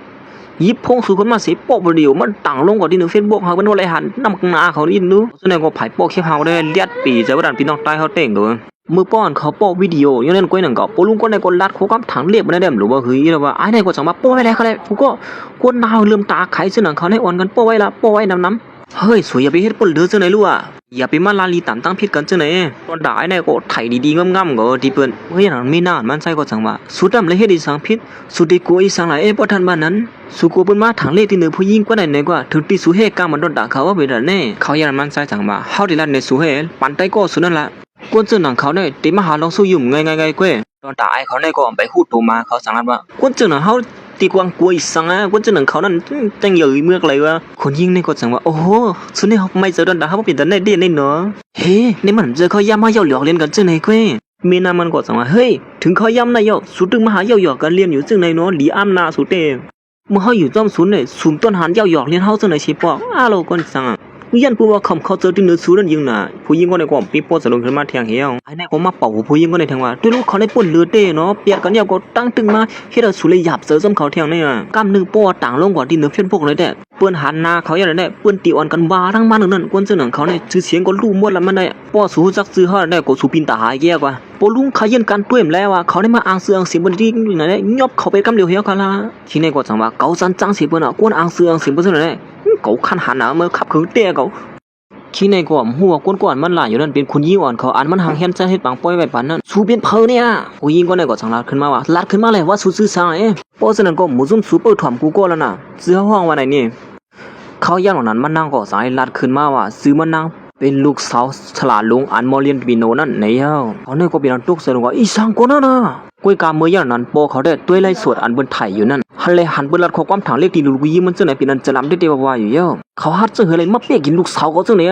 หมู่ซุ่มเฮาสั่งนี่เปิดเถอะเฮากว่าคำเดียวเนี่ยสว่างเฮตอนดาฉลาดลุงเนี่ยก็คือดีกว่าย่ำง่ายๆแหละเนาะเพิ่นเปียกินลูกสาวมันจังไหนนั่นสั่งเลยอ่อนเอาลูกน้องตะเปมันเข้ามากำเหลียวอยู่เฮาตอนตายในก็สั่งเราปลุงค่ะผู้ยิงก็ในเปลี่ยนเพลินนี่ถึงที่ฮัดมาอ่างซื้ออ่างสิงว่าเป็นลูกสาวสารลุงเฮาจังไหนเนี่ยเขาได้ผ่านถึงหูคุณยิงอ่อนเฮาสิอีกค่ะเนี่ยตอนหาผู้ยิงเปลี่ยนลายนั่นก็จังลัดขึ้นมาว่าว่าแต่คุณยิงอ่อนเลยตั้งปอเขาตื่นที่หันว่าเฮาปอไปอยู่ต่างโลกเนี่ยก็หันเต้งก็เอิ้นร้อนปอต่างโลกเด้ปอเพิ่นสลัมมาน่ะเนี่ยอันนี้สั่งว่าป้อมเน็ตครับคือมื้อเหลียวเนี่ยพวกสารลุงมาหาเนี่ยสลัมเต้เนี่ยนี่หลวงสุรามีตังในซื้อหานครับคือกับเดียวรู้ในว่านั้นเมื่ออย่างกวนปอยาก็อ่อนกันเลียนเข้ามาใส่จึงก็กินยวงโคตรกว่าแทงก็เข้ามาแทงก็ใส่จึงบ่ห้ามมันปีนตาหายกว่าแทงเห็นนั้นเมื่ออย่างนั้นคนยิงอ่อนนั่นก็สั่งเลยเอาล็อกความเปลี่ยนเมียเขาปั่นสู้ตอนมันคือเหมือนคิงในก็สั่งว่าคุณได้มันคือใจเขามาได้ก็นำในสูมันก็คืมสมันใช้เจอมันนั่นอยู่เยอะแต่มีน้ามันได้เปลี่ยนไม่เจอตอนดาผมมันหย่องก็หันว่าผมมันเจี๊ยบจังนั้นได้เมื่อการมันนั่งซ้ำเจี๊ยบเจออยู่เนาะสั่งลัดขึ้นมาว่าสู้เฮกมันตอนถ้าเขาบ่เป็นตันในเตียงนั้นมาหรือเสียนั่นนำก้าไม่ลองซ้ำเจอกันบ่เป็นตันในนี่นะคนยิงในก็สั่งว่าซุ่มหันในเขาเดินมาเจี๊ยบสุดทึกป้องหลาเขาแทงอีสังไหนนี่สู้อ่ะเป็นสังจอกเจอเมื่อยันมันก็ต่างไรป้องหลาที่ผลน่ะสู้ใครพาเจอเหรอเนี่ยสู้ยามเอาสักเลยแค่การผู้ยิงก็ได้บ่ผู้ตายอีเด้อมาพร้อมต้นยานสู้ให้การมันเฮาจังได๋สิป้อเขายันก็นั่งก็ปลุงก็นั่นก็จังไรหันเมสล็อกกันเฮ้กำก่อนรู้ล็อกความจังได๋เหมือนก็ยามหันที่เลยในมามันก็จังไรยิบล็อกความในขึ้นมาเสียลำเพ่งความเนี่ยเหมือนเฮายามหันที่เลยในมาตอนตาไอ้ขา2ตูใต้ก้กันนั่นก็จังไรมังวกเปื้อนเนอคอยาวปีเจอยาวเขาหันเต้งนะใจเจอมันจังไรขึ้นมาว่าด้วยมันว่าสู้ก็ยับยาหันอยู่นะเที่ยวเพียงความเนี่ยเขาลัดในเย้าว่าเขาเป็นเผาในซุ่มไปยุ่มแทงกว่านั้นแน่สู้เป็นคนที่อ่อนเด้ๆฮะเนี่ยเป็นล็อกเพ่งความมือกูบอกนั่นเต้ลงนี่ยันนั้นเขาจะได้ก็ตุกเสือลงกว่าเฮ็ดนั่นเก่าตอนตาไอ้ผู้ชายก็ได้สั่งว่าก็ให้โคน่ะทึมหาอาสังเฮ็ดจังได๋ถึงที่จับตั้งยามสุยจงเจอก็เป้ใครหัวล็อกความซึ่งเหือแล้วมันยิงอย่าบ่เป็นตันได้ในนั้นมันก็ตอนนี้หิมมาที่สลาหลวงน่ะสลาหลวงล็อกความซึ่งนี่มันจะไล่เยอะมากครับมันคัดตัวยินดูเว้ยก็มั่นใจแต่หูต้องลองเพียงความน่ะเนาะจังไรมาด้วยใช่ว่ามึนได้ไปก้อยล่ะก็มันติ้งเข้มอีกเก่ามึนได้ไปอิงไปรู้ล็อกความวันนั้นวันนี้ไว้ใช่เฮาว่าได้กวนที่เตรียมความนั่นแหละต่ำมีน้ำกัดอีสังสีดำหูดีกว่าเนี่ยก็อ่ำบิ้งปอดเสร็จขึ้นมาได้ว่าหัวบ้านดังใส่เจอสมมาฐานเล็กนึงเนี่ยเขาจะหือเราไอ้เนี่ยดูเขาจะล้ำมือเรานั่นกันไหมนี่เป็นคู่ของอันเขายุอัพเป็นชูจังเจอตอนด่าไอ้เนี่ยก็สั่งนั้นมาล็อกเพียงซึ่งไหนมันมีการคันอีสังสีหล่อเข้ามาเนี่ยตอนด่าไอ้เนี่ยก็คาดเจอแล้วอยู่ว่าคุณยิ่งกว่านั่นดีกว่ามีอะไรซื้อคู่ของยอกลงซึ่งไหนแต่พอลุงก็ในกล่อมถม4ถม5สิจังว่าสู้เฮ็ดเจอในเทียงย่อในมาแต่มีนางใส่เจอมันกล่อมมูอีสังว่าเฮ้ร้อนเขาแล้วนั่นเป็นลงเต้งข้างในมาปานสู้ได้สุ่มเอาสุ่มมาเอาเตียนผู้หญิงก็ได้ยืนปานนี่นะคนยิ่งว่านั้นก็สั่งเราสู้ใครบ้วนจังนั้นก็ไล่อยู่ก็มันผิดก่อนนะเฮากันได้รับเลยนอนสิเตรียมมันสู้ซ้ำคาไลสิอีดออกเข้าตั้งที่บือตากูมันมาถึงตาขี้เล็กนี่สู้ซ้ำป้อมให้เอาสิอีดเฮาในมามื้อเหลียวนี่คู่ของเบิ่นปานสู้นี่เป็นคู่ของยอกๆจังไหนก็สู้คาไลไอ้นี่ก็จังว่าเฮ้ยสู้ใครว่าจะหือล่ะนี่อันสุดเตียมาเข้าตั้ง1ปีนั่นสุดเตียมันไอ้ไหนนี่ฮะนั่นมาอันนี้ก็ปีโปเสือขึ้นมากำเดียวน่ะเฮาขี้เขียนเขาเลยดีแล้วเนี่ยเฮาหังลีสิเขาเล่าให้เขาอีนั่นก็จังว่าอย่าไปสลามนั้นได้ก็มาลอกความนี้มันได้ดวงก็สิเปียรู้ว่าปีนหือเนี่ยลอกความเป็นไรจังไหนก็ดิยามเบียกำเดียวลุมือเหี่ยวเจอมันจังว่าเฮาที่เฮาสุปานฟังได้ก็สุดได้ดีเยอะนะก็ในมันลวงเยอะนะพี่น้ำมันก็ปีโปเสือสิลัดขึ้นมาว่าคู่ควานเปิ้นปานสุในลวงเยอะน่ะในนั่นเนาะมันนั่งก็ปีโปเสือลงเตว่าเอามือเลยยินข้อความใส่ซึ้งมันลัดจังนั้นเนาะก็เมื่อผู้หญิงก็ได้ยิบมาสีอ่างได้สีนั่นก้อยหนังเขาใจเจอมันก็สั่งลาขึ้นมาว่านี่สู้เฮาติปันฟังสู้ไว้เนรลาดได้ก็สู้เลยนะอันไหนสู้ยุ่มซ่อมไรละก้อยไหนตอนถามมีน้ำมันก็นึงแขนลงขึ้นมาแทงอ๋อก็ความเป็นปันสู้นี่มันลองหน่อยอยู่นะเนี่ยเนาะลองยาวกว่าลองยาวถึงที่เฮาซะเฮาเลี้ยวก็เลยกว่าเนี่ยวันนั้นใจเจืองก็ง่ายกว่าเฮ็ดผู้หญิงก็ในก็สั่งลาขึ้นมาเฮ้ย สุนัยจะหือเลยเฮ้เราได้ก็เขาได้ห้องหายแถวหือเลยนี่เขายันมันก็จังว่าเมื่อเลยเมื่อสู้สิไลบ่เป็นตอนนั้นก็สู้คุบความน้อมไว้แผ่นหน้าเฮาสิตุกย้อนและบ่ทันมานั้นก็สุเฮ็ดจังนั้นเฮาได้ยินมาปันสู้กวยเขายันนั้นไอ้นายก็จังนั้นขึ้นมาเทียงว่าโอ้โหใจเฮาได้มีสิเหลืออีนึงก็สำหรับเขาความเต้นได้แน่เขาฮักผู้หญิงก็นั่นปีเจอปีคอมันเปิ้นนั่นแหละตอนตาผู้หญิงก็น้อยก็กลัวใจจะมันความแน่ๆจังแล้วว่าเฮ้ยอย่าไปเฮ็ดจังได๋นะก็มันก็จังมาเฮาเปียกกันเลยปียิงไปถึงที่สู้ฮักผู้หญิงก็ได้บ่เป็นตอนไหนกว่าเฮาได้มาสุเฮ็ดจังได๋เลยที่เฮาเลยจังหือล่ะนี่ตอนตาแกก็มีน้ำมันก็จังละลงขึ้นมาแล้วนี่สู้ให้เราได้ก็ในห้องหาย1วัน10ปอกในสู้บ่มปิ้งบ่เจอสีเลยเฮาได้มาอย่างเฮ็ดได้ดีๆเนี่ยวันได้บ่กำสีเปียได้กำกินน้ำพัน2อินก็สีเปียมันหมดแล้วลุมื้อยันผู้หญิงก็ได้ก็สีเปียเต้เฮามังซีนั่นก็ตอนตาผู้หญิงเจ้าของปางป้อยนั่นเด้เป็นห้องหายอยู่ย้อนปัวโคตรตอนนั้นเป็นโคตรตอนเมเขาพักไว้ปานนั้นใจเจอมันก็มือเลยหันจังนั้นจังเนียนลุงเข่งมาสิผามือเข้ามันแกมผู้หญิงก็ได้บ่ปีนตายก็มือรวมก็ได้เฮ้สุมาเหียมเฮาให้สั่งแน่ไอ้นี่ก็เนียนเลียนมาแทงกงเป็นสาวได้สุมีปุ่นพ่อที่สั่งมาเหียมเขาเหียมปลามือรวมก็ได้มือลุงก็ในก็อ้างที่มาหลาใจเจิงแทงเขาใจเจิงผามือค้ำบาดแทงบาบในห้องมืออย่างมีน้ำก็มาแทงว่าอย่างแน่เปิ้นมือแทงกงก็มันก็เขาซื้อในก็สะบ่ตกเจิงกว่ามีน้ำมันก็สั่งว่าเฮ็ดจังได๋สู้หาได้เหียมเฮาจังได๋ได้ม่วนตั้งสู้จำต้นยำเหียมเฮาสิปอมื้อเหลียวในย้อนผู้หญิงก็ได้สิสู้มาเหียมเฮาจังได๋ในเนาะเฮากึ่งดีเหียมสู้สิมือว่าปุ่นเนาะว่าสู้ที่เฮ็ดอีสังที่เฮาในห้อมเขาเสอกวยกาสู้ซ้ำปล่อยให้อีเปียนหลายขา2ตัวในมาเฮ็ดให้ถึงแล้วมันก่อยเป็นผีเป็นที่นึงล่ะเอาล้วนเฮาขับขึงปอกนั่นในวางโป้กว่าได้มื้อขี้เลยก็สมว่าก็เยอะมามองหน่อยกับต้นยับเหียมหน้าก็อีปอกมื้อบ่ยายในมาเหียมหน้าก็นี่เหียมบ่สิกูติลงอ้อมันก็สั่งให้ข้อหากุนปยานมั่งยอบตู่ใส่ซึ่งมันกำเหลียวเนี่ยยาวผู้หญิงก็เลยก็สั่งว่าเจ้าเย้าขับขึงแม่ขับขึงเป็นกำเหลียวแล้วคนจะนั่งเขาได้จ้าห้ามสูมาแหมเฮาซึ่งนั่นแหละสูดื้อดิ่งเงี้ยจวนห่างไปด้วยละผู้หญิงนั่งก็นั่งกับปอยิงอ่อนก็สั่งให้ฮอดมาถึงเพลิงมหาลงสู้อยู่ในบางไฟลูกสาวเฮานี่มาตอนตาปูลุงก็ในกูไหวนาวมากน่ะเฮ้ยบ่เลยลุงเจ้าของปังป้อยฮอดมาถึงหือละนั่นสลาลุงอันมอลิติงันวางนี่ไอ้นี่ก็หูขี้สังเรียนเข้ามากำเดียวคุณหลวงค่ะเอา2ตัวนั่นก็มาหาลงสู้อยู่ที่ในปังป้อยสุในค่ะนะเรียนปีโนเตียนมีนางสุปันไม่ลูกยิงสุนั่นเขานั่นเหลียวนี้เฮาตื้ออังที่สังสวนหมู่ซุ่มเขาอยู่ค่ะเนี่ยตอนดับผู้หญิงก็ในก็จังไรห้องหายคู่ของอันแม่เขาต้นให้ปันมันนางนั่นโอลุงในก็จังว่าอ๋อมือเปิ้นถ่ายทอดสดมาไกลนั่นก็หันหมดเอาอ่ะสุนี่หล่ะก็อ่อนหัวเปิ้นแก่เต้ในมาอ๋อป้าขาก้องก็ในขาแลต่างตัวก็สิกเปียนั่นสู้ก็แก่เหมือนกันก็ในสู้2ก้อนนี่นะแล้วว่าแก่เต้นี่อันนี้ก็บนลัดคิดก็ไปโหเฮาลองในลองเรื่องอีก็ข่าวนี่มันเป็นปุ่นพรเฮาอยู่ค่ะเฮาที่เฮ็ดให้เปิ้นมาหาลองสู้เดียวบ่ปล่อยสุเลยจึงคือค่ะล่ะอำโลถึงมือสลาหลวงเฮาค่ะข้าก็ขับขึงก็ละเยอะนี่ลุงนี่ก็จังว่าก็เลยลัดเลยกล้ามาว่าก็ที่ฮับมาเป็นลูกน้องตะเป้ก็ในนั่นน่ะคือว่าซึ่งคือขนาดนั้นปานไหนปอเท่านั้นก็เป็นอันอีดูยิงมันเตะๆว่าตอนตายไปได้ไปฮู้ตีปอมันตึลาแทงว่าอ๋อเขาฮู้ว่าปานไหนแท้ฮับเป็นลูกน้องตะเป้สุดเนี่ยเขามาเป็นลูกเขยสุ2เสือคือสลาลงเลี้ยวเฮาได้ดังผู้หญิงก็ได้ดิเปียดกันมื้อเลี้ยวเนี่ยก็ทำอะไรเอาเจ้าก็เปียดเฮ้ยสุฮิอันดิเปียดได้ก็เฮาได้มาได้ก็บ่ฮีมันก็จังมาเฮ้ยสุยอมไปพาไปได้ก็เฮาเถย้อนปุกวนมักมีเจ้าไหนเฮาได้มาก็เป็นเจิงมาตัดสิมาก็สุมาตามตั้งพี่เท่าก่อมไรเหรอเฮาได้เพลดีก็เรียนจำก็นั่นกินน่ะเฮาเด้เฮานี่เป็นก้นยิงเหยอะนะเปิ้นเกียก็เปิ้นเด้เฮาได้ก็จังว่าแก่เตะหมูซุ่มสูนี่นะอะไรว่าแก่เตะก็แน่อันนี้ก็ตึงยินจวมอยู่ยินจวมได้ค่ะนะยองอ้ามค่ะจังไหนแน่เพราะฉะนั้นก็เฮ็ดสังลูกยิงปลุงเฮาไปมากค่ะล่ะพอเท่านั้นก็จังว่ามันดิเป็นจังไหนนี่ก็ล่ะแน่บ่แฮก้นก่อนเมื่อสังสรรค์เมื่อไกนั่นนี่เป็นลูกยิงสาวบ่เมื่อไกฮู้ก็ฮะตอนตายนี่ก็ย่างกินผามือปอเท่านั่นเหี่ยวมือรวมกันให้มาเฮ็ดให้ลูกสาวก็เลยตื้อเจอจังไหนมือตื้อเนียนจวนน้ำห้างเฮ้ยอีสังค่ะก็แม่ละถึงกำลัวเขานั่นเป็นลูกสาวปลุงนี่กันนั่นก็ยิงก็ได้จังว่าเฮ้ยสารลุงเฮาทางผิดกว่าเยอะค่ะโย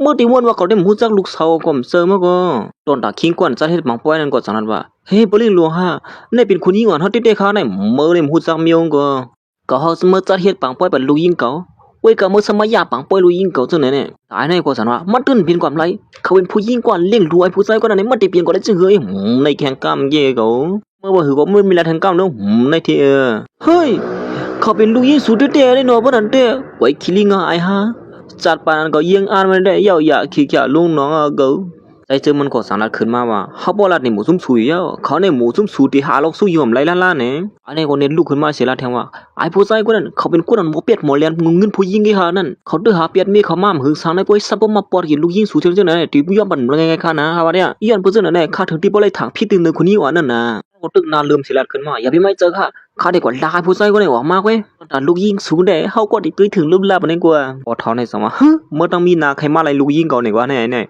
ก็หันหน้ามาก็เคยกินห้ามบัดยังไงมาโอ้ยอย่าไปว่าเจ้านั้นเขาเลยอย่าไปมาละเจ้าไหนอย่าเขาละเขาเลยยินมาหือหน่อยว่าสระหลวงเขาเนี่ยเคยฮับเขาได้มาเป็นลูกน้องตะเป้เนี่ยเขาได้จังว่าก็ต้นยามวนมาสีปอแล้วว่าก็เอาติมามาเป็นลูกน้องตะเป้เขาเนี่ยนั่นป้อมเจอเขาสมันตีเป็นเพอเคียวเขาละพวกท่านวันนั้นเมื่อยันนั้นสระหลวงเนี่ยก็ส่งรายการคืนเขียงมาก็เหลียวเสียมากับสืบพี่น้องกูก็เอ๋อพี่น้องอันคันมาห่มบังเพราะว่าเมื่อนั้นในขณะวันเมื่อนั้นเขาได้กับสืบลูกน้องตะเป้ก็ลื่นสุดเขาในเด็กก็เป็นไส้หนุ่มอ่อนในเหมือนหมูซุ่มเขาเส้นอะไรยินจนก็เป็นโต๊ะตัวลงกว่าแทงกำหนึ่งเฮ้เฮ้ไอ้ในดำมาเรียนปีหน่วยสังที่ให้ซื้อมาเป็นลูกน้องตะเปียสระหลวงเขาค่ะล่ะมีนางใจเสมันก็สังว่าใจว่าเขาดำมาเรียนสิปอกที่ให้ซื้อมาเป็นลูกน้องตะเปียค่ะล่ะเมื่อยันนั้นสระหลวงนั้นก็สังนัดขึ้นว่าหมูซุ่มศูนย์ในทางเลขขนาดบนเดียวนะฮะว่าเนี่ยลอกไล่เรียนปีหน่วยเขาได้ใครแข่งเฮปิจ่าเฉียงซ้อมฟ้านะเขาเป็นลูกน้องตะเปียก็เหลียวเขานะเขาหาตัวเขามาในเขาตั้งเปียดปอกนะพอย่ำนั้นเขากับสืบหาเขาปอกแล้วก็เขาลัดว่าหลุดด้วยถึงลุ่มล้านนาเฮิรนเขาเลยลูกเมียเขาในว่าเขาย่ำยุ่งหายไม่เขาสิปอกกำลีเลยพ่อย่ามือเหลือเนี่ยเขาปล่อยพาเป็นลูกมีเป็นลายลงเขานั่นเสียออกมาเสนอเนี่ยเลยว่าป่นบดป่นกำเตงก็เมื่อพอเท่านั้นก็สั่งนาแทงมาเอาเขาย่ามันได้เสียปืนเขากูก็เลยหู้เสียเนาะปีนามาป้อถึงเรือนชนชีวิตมาเนี่ยเขาออกว่าแทงปอกเนาะเห็นไหมว่านั้นเขาที่จัดเฮ็ดปังป้อยิงเยอะตอนตาเขาได้มาเรียนปีหนัวเขากวนตั้งเมืองบ่ได้ฮู้ว่าเมื่ออย่างนั้นมีนางใส่เสื้อมันก็สั่งให้ทำว่านี่สูเป็นกวนก่อนเฮายังฮู้ซักมาอยู่หั่นนี่มามันใจก็สั่งว่าเฮาเป็นกวนจึงไหนมาอยู่ดาเสียกล้วยกระสุนต้นหันถึงกาขาเฮาเลยเปลี่ยนกล้วยนั่นโอนที่ว่ามันเสียจังว่าโอ้ดีเด้มันก็ผมเขาได้เปลี่ยนลายกว่านี้ตั้งผิดโผเก่าเขาเนาะผู้ใจสังเปลี่ยนลายเด้กวนจึงไหนแน่หรือเสียนั่นย่อมีลอกลายเปลี่ยนหลอกเป็นลายลงซึ่งนั้นเฮาว่าได้ผู้หญิงก็ได้รีบเตตื้อเสือเตเนาะผงไปเป็นฝ่ายหาผู้หญิงอันมาครั้งนี้หังดีลงซึ่งนั้นก็ตื้อเสือก็ตุกลื่นเยอะเนาะกวนเฮาหมอเฮ็ดผิดไปตีเปิ้นน่ะนะผู้หญิงก็ได้จังว่าเขาได้ลีเลยเปลี่ยนนะเฮาสว่างละเฮาอยู่อ่ะที่ไหนปนก็ไหนเขาเอาสัวในสว่างละได้ก็ผู้หญิงก็ได้ก็จังในผ่ามือข้ามได้ก็มือในเก้ก็ยอดเบอในมือเฮ้ยสวยเฮาอย่างนี้ตั้งเสียงตั้งบ่ได้ย้อนเบอสูมาเป่าหูเฮาเนี่ยเฮ็ดเฮาเลยถังพิษที่เหนือโผเฮาจังไหนมาหลาเราตั้งวันมาก่อนมันก็สั่นขึ้นมาเฮ้ยอย่าไปมาตามตั้งพี่เฮาจังไหนนะสู้ก็ไม่ได้เจอเขาเหมือนกันจังเนี่ยเขาว่าได้สู้อย่าไปตามตั้งพี่เปิ้นต่างก็มือในเก้เขาเฮ้ยเขาให้มือขึ้นนั้นมาเขาก็ห้ามกันมาให้นั่นได้ก็ตั้งมันนั่งเขาสวงก้ามาก็ไม่ก็ไปโป้งมือก็ห้ามขึ้นนี่แหละเขาก็เห็นนั่นเสียผู้หญิงก็ในอ่างเดไปออกกว่านั่นก็นั่นก็พอเท่านั้นสั่งว่าเมื่อกี้นี่สุดฉีกเปลี่ยนเจอฮะเพิ่นลีกล็อกความลูกยิงเขานะสองเสือหือเมื่อหนึ่งหือละปอกในเด้ในขวากันวางเด้เป็นที่อยู่ด้านเช้าสัวนั่นเฮ้ยอย่าไปเฮ็ดจังไหนล่ะกันนะกวยคิดลิงนั่นจะเถียมให้อินเนี่ยได้ก็เมื่อที่เถียมเนี่ยก็จะก็จะเถียมเมื่อเถียงปอลุงนี่สั่งว่าเฮ้ก็จะมาด้วยถึงลูกยิงก่อนเนี่ยนะกวยก็มาซ้ำเฮ็ดลูกยิงก่อนเนี่ยอ่อนเฮาเปิ้นมาเปียกกินลูกยิงก่อนซื่อเนี่ยวันมื้อนั้นแหละก็หับมาไว้ลักคองออกก็มื้อเดียวรู้เฮ้ยเฮ็ดไหนเด้จะลายอยู่มามืออย่างนั้นคิดในก็ยากกินเหมือนจึงหนังอาหารน่ะอยู่ในเยอะลักข้อขอของมือเหลียวนี่ก็ขั้นหันหน้านะวะปุ๊บสลาลงดึกข้าวออกในพระที่ฮับใครเหตุการณ์นี่ล่ะมือเหลียวนี่นั่นเด็กเฮยฮู้มือใครหาลงสู้ยิงเหลือยิงเขาก็สลาเตียผู้ชายก็เนี่ยต้นตามือนี่ออกกว่าคือป่นนาของมือเหลียวนี่ความมันอินขนาดสลาลงข้ามข้าเปิ้นปีกเปียเสียนตาหากินกันเลิกกันไปม่วนในขณะมันก็สลายมาทุกย้อนที่ใจเจอมันความมันเฮาอีหนะยันผู้ห้อมฮู้นี่ผู้จริงว่าห้อมฮู้ได้ว่าเป็นสูในสังว่าฮู้ได้เฮาก็เฮียนก่อนนั่นมื้อใจเจอมันสังว่ากะว่าเต้สุเนี่ยหูดังพี่ดิสังหรอสุกูตายเลยลัดเก้เนี่ยเฮ็ดอันสลาลงเนี่ยก็สังได้เฮากูเนี่ยลักข้อหมู่ซุ่มเขาออกกว่ากํเลยเย้เฮ้ปันตึตาเฮาแทงอินนู่นปันตึตาเฮาแทงเรียนนะเมื่ออย่างคิงสลาลงเนี่ยก็สังได้ขึ้นมากูก็เมื่อละมือฮอดมาถึงที่ไหนเย้คักตอนได้กว่าแต่เฮาขาดที่มาซัดเฮ็ดปังป้อยเสเฮาที่เฮาลูกยิงเฮาได้ขึ้นมาเรียนปีโนโหมาทางไสหนุ่มอ่อนก่อนเป็นลูกน้องตะเปเฮาได้นะเพียงความที่ว่าย้อนหักเนื้อฝันอันว่านั่นเหมือนผู้หญิงก็ได้ยินจังนั้นจังว่าเฮ้ยเพียงความย้อนหักเนื้อฝันในมือพ่อนเฮาตาหมดนั่นเฮายังยินเสียมือนี่เมื่ออย่างนั้นมันนางก็จังมาถามใส่เสื้อมันมาสุเฮ็ดจังหือเรียนเพียงอันในไรล่ะแน่เขาอย่างนั้นมันใส่ก็จังว่าในเพียงตีนเฮาไรเสียปืนที่นักสัตว์ปานเฮายามหลังนั้นมันนางก็จังในบ่นถึงขึ้นมือพ่อนมันตาหมดผู้ใส่กวาดอยู่เข้มขังมันนางนั่นว่าเพียงย้อนหักเนื้อฝันในมันใส่ไรเสียปืนในเฮาปอกกำในเด้มันนางเหมือนฮู้ขึ้นมาว่าก้นๆอยู่เข้มขังมามือพ่อนมันนางตาหมดนั่นที่เป็นใส่เสื้อมันก็เย้าในอยู่พ้องยามนั้นย้อนผัวใจซื้อมาเลยผู้หญิงก็ได้เรียนเพลงความที่ว่าย้อนหักเนื้อฝันนั้นว่ายามมื้อกลางคืนเอาเลยเป็นเพียงในเตียงนี่มันนั่งก็ยินเสียงเพลงอันไหนสิห้องหายๆเสียงวนถึงคืนมือพ่อวันหลังเขานั่นอยู่เย้าที่เตี้ยมันมือพ่อเฮาตาหมดนั่นก้นๆอยู่หิมข้างมันตัดสินเป็นเขาไว้ลงใน ว้ยกันมันนั่งหูตัวก็มันหือดีกว่าดันคือเดียวน่ะไหนเขาอย่างนั้นมันนั่งก็จังไหนเฮาลูกน้องมันกว่าเสียด้วยเฮาเดียโตว่าก้นก้อนอีหิมค้างมันนั่งมือพ้องตาบอดนั้นเปลี่ยนเผอลูกน้องมันนั่งก็จังไหนมาลัดเนี่ยว่าเป็นใช้ซื้อมันนั่นกำเหลียวเย้าอ่ำเซอเปิ้นเซอเผอเนี่ยเย้าเหมือนมันนั่งเลยหูตีลูกน้องมันกว่าเสียด้วยมาอย่างนั้นก็มันนั่งก็ม่วนถึงขึ้นร้องว่าหลานเสียก็ห้องไฮๆให้นั่นเย้าย้อนพวกพ้องย่างนั้นใช้ซื้อมันก่อนเรียนเพียงในสมกับดังมันนั่งพ้องย่างหลังนั้นได้ก็เปลี่ยนนั้นมีตั้งซื้อเต้นหนังว่าด้วยนากันซ้ำบ่กินข้าวซ้ำบ่ใครไรเฮ้ยเด้อดีเต้ก็มือพ่อนห้อมอยู่ลีเลยตาอ่างนั่นเขาอยู่ยิ้มข้างเขามาตัดสีลงในก้นก่อนเขาถามพิษกว่าจังไหนเนี่ยเป็นก้นก่อนห้าเขาสีเปิ้นหลวงเห็นในวันนั้นมันนั่งก่อมือเลยคู่ซื้อนั้นเป็นอันตื้อเสือได้เดียวว่าอยู่เย้าดีเต้มันลองตั้งเสื้อเฮานั่นมีอยู่หิมข้างเฮาก้อยเฮาซ้ำต้วยมหันเลยต้วยคำป้วนเป็นหลานใน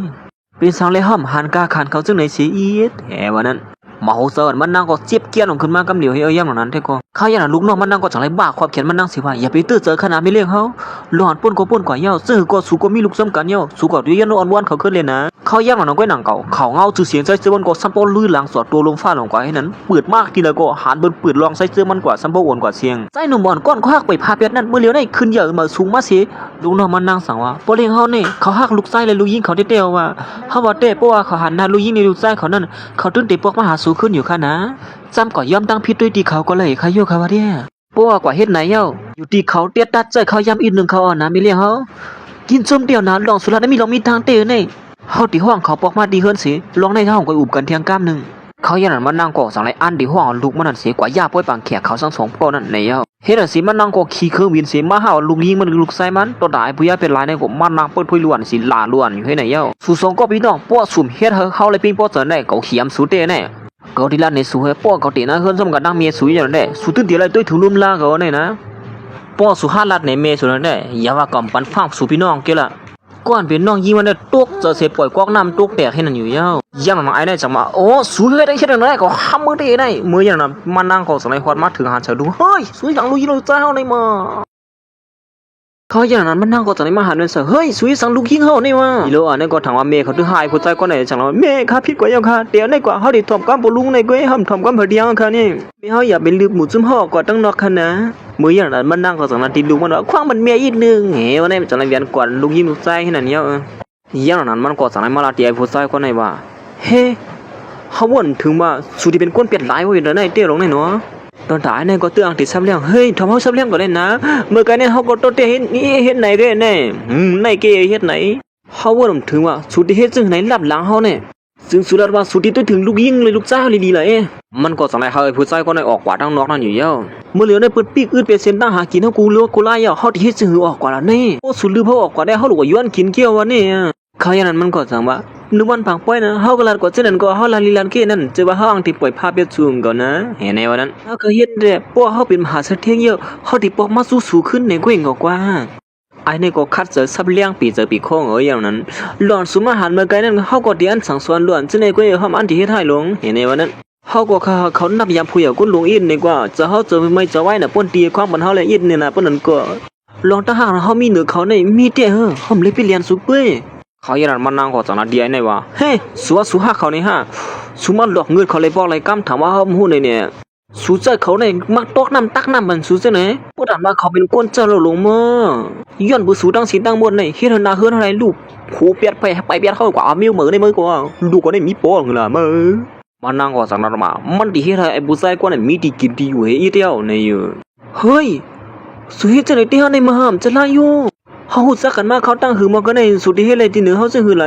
ลองเขาได้นึงก้อยที่เฮ็ดเอาที่เฮาสังมันนั่งก็จังขึ้นว่าสวนมาลองในมันดิเลี้ยวนึงก้อยในกว่าแน่เมื่ออย่างนั้นแม่ปากคนเฮ็ดกันเฮือนั่นจังไรขึ้นมาว่าไม่เล่นค่ะมีลองตัดติรัดนี่ไม่เล่นเฮาเอานะตั้งแต่เขามาเฮ็ดแขกที่ในนั้นเขาก็มากื้อเรียนโปลิ่งหลวงเฮาเลยตั้งเฮ็ดให้ลูกยิงเลยลูกชายเขานั้นจังโปลิ่งหลวงเฮาเขามันก็จังเนี่ยแม่ปานั่นลาลีลัดนี่ว่าเฮ้ยถามว่าเฮาลาลีลัดอีสังอ่ะบ่พรโปลิ่งห้ามอยู่เฮือนั่นเขาก็ซื้อตั้งกินมาปานล้วนจ้อมเจอล้วนให้ในนี่เยี่ยก็สั่งสอนล้วนในลาโปลาเมเขาซื่อนั่นค่ะนี่เห็นแล้วนะแม่ปาก็ลัดตั้งสิตั้งบ่ได้อย่างนั้นได้ก็เขาลัดในล้วนนั่นว่าล้วนโปเลี้ยงห้อมปานล้วนกินตั้งกินนั่นลัดว่าโปเลี้ยงห้อมฮักในวันนั้นเฮ็ดล้วนถังพิษซื่อนั่นค่ะนี่เห็นแล้วนะเขาก็จังลัดว่าดิลือโปเลี้ยงเฮาออกขวาเขาจู่จะมาอยู่จนสูนี่เขานั้นมันว่าให้ชูอย่าไปลาลีไว้นี่จะไล่ชูทำเฮาแม่ปาอะไรมันลาลีลาดกี้นี่ชูดีกว่ายืมกวนให้การเฮือนแม่ปาสักหน่อยจังจะยืมเฮาเลยนะเห็นในวันนั้น มันเนี่ยว่าเมปานั้นลาลีลาดกุ้ยเนี่ยว่าเมปานั้นสังว่าห้ามเสืออะไรลาดกุ้ยเขามีศักดิ์ศรีมันนะป้อมอยู่ก็ด้วยดีแน่ๆเขาอย่างนั้นเมปาได้ก็สังไรเปิดกองไถ่มือพ่อนใจเจิงมันอ่ำอยู่ลีเยี่ยวก็ปีนร่วมตาหายไว้ใจเจิงมันอ่างที่มาเอายานั่นกุ้ยหนังเก่าเฮ้อมั่งเมปานั้นปืดเตะนั่นมาเขาย่ำหนังนั้นใจเจิงมันก็การถูกันถาเสียอ่างที่เอายานั่นมันก็มายิบยาใจเจิงมันออกกว่าเปียที่นั่นอยู่เย้ามันนางก็เมื่อเลยหันลองเฮ็ดสางไอ้ผู้ชายคนนั้นแหละและหันผมมันเจี๊ยบปาดก็คือกันเนี่ยนั่นมันนางเป็นอันตื่นเสด็จเดียวว่าอยู่เย้าแล้วก็มือพ่อหันไปผู้ชายก็ได้ว่าเดี๋ยวกัดเงินกว่าปันใจเจิมมันนั่นมันนางก็เลยหันไปตั้งสินตั้งมุดสิเป็นอันตื่นเสยเฮียงมาตีเตมันมือบนมานั่นเฮาถังพิษเขามาอยู่แต่สีลงในโผเฮาในเฮาเฮ็ดให้เขามาอย่าปอกนึงอย่าปอกนึงเอาเขากอดกันในขังในท้องรับสีจังไหนอย่าก็เฮ็ดให้เขาเลยตื่นเสยปอกนึงอย่าปอกนึงมันนางบ่นถึงขึ้นร้องวันหลังนั่นสิห้องไห้ให้นั่นเหี้ยเอาเจอเปียดเจอที่นั่นเอาพื้นหอดแนวน่ะย่อขอสั่งอะไรขึ้นมาเป็นยันพื้นสูงเลยเฮ้ยถ้าเขาเลยเจี๊ยบปอกหนึ่งย่อปอกหนึ่งซึ่งไหนไอ้เนี่ยมาแก้ไอ้กวนอย่างนี้อันโซ่ส่วนเขาเลยพิดกับนางผัวเขาเนี่ยก็เป็นยันพื้นเมื่อเที่ยงลงเนี่ยสุดแล้วเขากัดเงินนั่นสิตามดังพิดมาผัวเป็นคนกว่าเสียเงินสูในมันเปลี่ยนลายเขาอยู่สูในพิดกว่าเตี้ยในมือเนี่ยนั้นตายปากปอกความไปตบเตี้ยอะไรก็ในมือไอ้เนี่ยก็มือบนหูหลงเตี้ยหลอมขวดสุดที่อีสังที่เขาเลยอย่าไปเฮ็ดอีสังนะร้อนสุดเฮ็ดกูเสื้อกูลองนั่นสุดได้ง่ายอ่ะก้อยเลิกควักนั่นได้สู้ก่อนนอนต่อสู้แล้วนะหางเฮียนพากับป้าอะไรใหญ่เฮ้ยเฮียนเดี่ยมจะไล่อยู่มามันนั่งก็จังไรเฮากวนมันลักคอยผู้ใส่คนไหนออกกว่าพ่อยามตัวเหลียวเนี่ยอยู่เฮ้ยดีเนี่ยที่เดี่ยมจะไล่อยู่มาเฮ้ยอย่าไปงับเขาเลยนะปล่อยเขามาเหลียวแน่ๆเฮ้ยเขาอยู่เลิกควักในต่อโจต่อปันอย่าไปปล่อยเขาออกมาละกวนจังไหนเนี่ยนี่สู้เป็นคนก่อนลืมเขาออกกว่าก้อยสู้ที่เดือดเจอไว้ลื่นก้อยนั่นเดี๋ยวเขาหมู่จอมสู้ก้อยจองสู้เนี่ยเขาก็ไม่ได้จะสู้เหมือนกันนะสู้เดือดเจอไว้ลื่นนะสู้ได้ปล่อยเขางับก็รู้มาเหลียวเนี่ยที่นั่นว่านั่นลักคอออกกว่าเฮ้ยเขาเนี่ยก็จนแต่มันนั่งก็จังไรห้องไฮเฉียนชินที่นั่นเฮาลูกชายก็จังไรไปเขามาหามันนั่งสิว่าเอ้ยเมียบ่เฮามาหาเฮาขึ้นเตียเขาได้เมียอย่าไปไม่ใส่ลูกชายจะหือกว่าปอลูกชายนั่นตื่นมาหาลูกชายขึ้นเนาะว่าห้าดีกว่าที่ปังป้อยนั่นสิกว่ายากกว่าหมื่นเขาติดแต่เรื่องแขกซ้อมคนหนักกว่านั้นเพราะว่าเขาหันหน้าลูกยิงในลูกชายได้เขาตื่นมาหาลูกยิงในลูกชายขึ้นกว่าในวันนั้นตอนตาลูกยิงมันก็ถามหาปอเขาอยู่เฮ็ดนั่นที่เขียวเฮ็ดสั่งอะไรคำปอกมาเฮาเป็นยันดัวเฮาถ่อมก้มเขาฆ่าเมียอันนั้นก็เป็นยันเปิดขาห้ามยาวเขาส่งก็พี่น้องในพิษหม้อเขากวนเลยเขาจันจ้างเขาเปียเดียวใครโย่เขาจะถึงปอเตเมื่อเดี๋ยวนี้ปอมีตีเหลือเตขนาดนี้สองเขาตีปอกมาหาเขาขึ้นพี่น้องเขาหือเมียปอปอกมาเยี่ยวสองเขาตีว่างคว้างปันเขาเลยเขาหือเมียมันนั่งก็จังไรการขี่กันอยู่มันสิลาดขึ้นมาตีลูกมันนั่นว่าซื้อก็เยี่ยวเขาตื่นเด่นปอลูกซิงในลูกชายก้อยเขาตื่นตีปลายกว่าทั้งแหลมไรเขาได้หักลูกยิงในลูกชายนี่ซื้อก็เขาตื่นตีว่างคว้างปันลูกยิงในลูกชายอยู่ก้อยมีดีอ่อนลูกยิงเลยลูกไส้กว่าพอเริ่มเหลียวเนี่ยนะมาเหลียวเนี่ย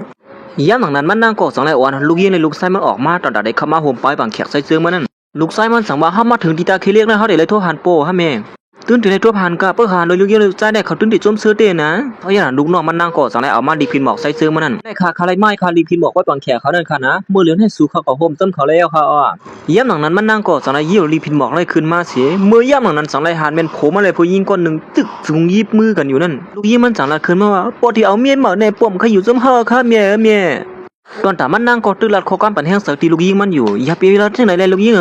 ซึ่งก็เขาตื้อหักเข้าไม่รู้เยอะว่าเขาหักเลยลูกยิงเลยลูกไส้เพราะเป็นนั่นไหนเขาตีให้อะไรเลยซึ่งป้อก็ถึงตีปอเย้ายอมตั้งผิดปอลีเลยนะอย่าไปเลือกความขมือนม้วนตั้งนั่นนะอ๋อเลยเขาเมียเจ้าข้าก็ตียอมตั้งผิดปอเขาในตาเฮียงกั้มเขาเมียเฮ็ดจังไหนกว่าเลี้ยวลูกชาย5เน็ตกว่ากำเลี้ยวก็มันปืดป้อยปังแขกแต่ห้ามตั้นเลยขึ้นไปปังแขก1 หมื่นวันเต็มตั้นเลยกินนั่นเฮ้นั่นเสป้อยปังแขกใส่เสื้อมันก็สังไรเปิดมาถึงเสผู้หญิงก็ในก็สังไรสู้โคสาวเสมากำเลี้ยวอยู่ยาวตอนแต่มันใส่ก็จุกเสบ่ตัวเมียเหม่อมันอยู่เฮ็ดนั่นเท่าอย่างนั้นผู้หญิงก็ในก็สังไรการคืนเขียงลงมาโปเขาในก็สังไรเอาอาบันลูกยิงกำเลี้ยวลูกยิงเอาอะไรก็ไม่ไรผัวก็ไม่ยิงเขาแน่ก่อนเป็นสาวๆก็ห่างลีห่างงามไม่ได้หนังว่าหนังเก่าใครห่างลีมีเก่าเตียวในมือมีเหมือในนี่ผู้เกี่ยวปังป้อยนั่นสั่งทับจมวยอ่อนบ่หมอสองพ่อมเสือเตะจำสาวๆค่ะมีนางมันลาหลงขึ้นมาว่าเขาพ่อมเสือซ้อมแล้วนะมาอย่าไปหวังแขกเขาตีขนาดมามันนั่งก็จะในจูงลูกยิงในลูกซ้ายมันเสียเสือโก้ปวดปังแขกนั่นเขามากำเหลียวโปเขาเน็ตจ้องเขามาหาลูกน้ำเหลียวนะอ้อมเชิญลูกคนเน็ตจ้องมาหาโป้เหลียวสาวๆนั่นก็จะในห้ามโปเขาให้โป้อย่าไปว่าจังไหนแหละมือบ้านหลังขนาดเขาอุบกันก่อนข้าเลยนะอีนี่มันเป็นเพลได้มาเอาโปเขานี่เฮ้ลูกชายเฮ้สั่งไรอีหลวนยิงก็ในปีนตาหายไหนล่ะเลยพอเขาก็สั่งไรเขาลูกชายมันยอมตั้งพิธีหลวนนั่นกำเหลียวเฮ้พอหักเขาคันนี่เฮ้สั่งไรเจ้าขายอมตั้งพิธีหลวนก็ในขณะเฮ้หลวนมีปอเมียนี่พอห้อมปอกมาเฮิรนหึงนะข้าก็ว่าให้อย่างพอห้อมมือเฮิรนไอ้จ้องเอาพอห้อมมาเอามีดมาอยู่จำเขาจงก็ไม่ลุกในหลงบ่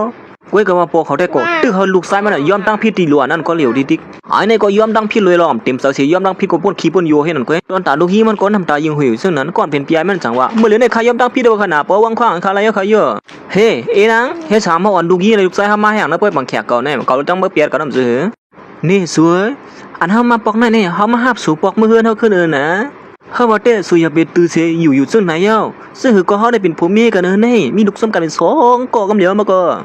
หาปอกมือเฮือนจำกันแล้วนอปอกมือเฮือนนี่ฮะปอกมือเฮือนที่ละเเฮือนเฮาก็มีอยู่ตีไหนเย้านะเฮาได้ปอกมือว่าตั้งแล้วเที่ยงให้สังปอวันนั้นนี่เฮาได้ปอกมือจำสวยสังสุสัมปอหรือพอออกเฮือนเย้ามื้อลีเฮือนเฮาก็มีอยู่ตีไหนเย้าเฮาก็ตั้งแล้วเที่ยงหรอปอวันไหนก็แล้วนี่ปอป้อมคาเลยเฮาสองก็พี่น้องเลยครับปอก่อนเป็นปีไอมันก็ห้องไห้เหมือนเสื้อหนังนอนยิงมันเหมือนกันหนังเก่าสมาสู่สองก็ได้อยู่ดีแล้วเป็นเสื้อหือสีด้านในก็เสื้อก็ปอได้ตื่นเป็นปอลูกเดียวก้อยก็ว่าเมียได้ทั้งปอได้ตื่นนำอยู่ซ้ำกันแล้วมื้อเหลียวนี่นะเฮาสองก็เปียดกันลูกชายลูกยิงเฮ็ดสังเลยปอมือซ้ำเฮาคาเลยปอเฮาเป็นลูกปอเฮาก็ลองตั้งหักกันว่านั่นอำซื่อว่าวางความปันไรง่ายๆลองตั้งหักก็ลองตั้งหักคุยลอง10เสือก็ไว้สีตั้งหนึ่งลองในปอปอกมืออำไรล่ะนะลูกชายปอละลองสั่งในคาดำปองเจออีดันปอวันว่าปอเนี่ยอำเซอร์ปอลีตอนตาสู่สองก็พี่น้องนะเฮาสู่ก็หาปอมาเฮียละก็ด้วยนี่แหละนางกาปอปองเป็นไรนั่นปอก็เฮ็ดเป็นไรเย้าสู่ก็เป็นปอเจอร้อนปอเฮ็ดมามือป่นมาปานหลังนั่นสู่ก็เลยเจอไอ้ผู้ชายคนนั้นก็หือล่ะมืออยู่ซ้ำเขามือกินข้าวซ้ำเขาเฮียแลเขาซ้ำติมือซ้ำสวยสั่งขึ้นมือป่นมาปานหลังก็สู่ยำเฮ็ดที่3ไว้ที่1เก่าสู่ก็ฮู้กันอยู่ซื่อหือมือตัวนึงนั่นน่ะมือเหลียวจำสิชูนั่นสู่มาย้อนนิ่งดีขึ้นเก่าให้ไหนมื้อนี่วะนั่นมือพองยามหลังนั้นน่ะมือตัวนึงนั่นน่ะเขาด้วยถึงลุ่มล่าสูนางกาสังเจอสูใครเปลี่ยนนั่นเอาเจอเสือก้วยกาสูมด้วยหันเมนลองเรียนก็เฮ็ดตุยสูนั่นสูกว่าอยู่สมัยผู้ชายกว่านั้นเสียกว่ากินเกี่ยวซ้อมกั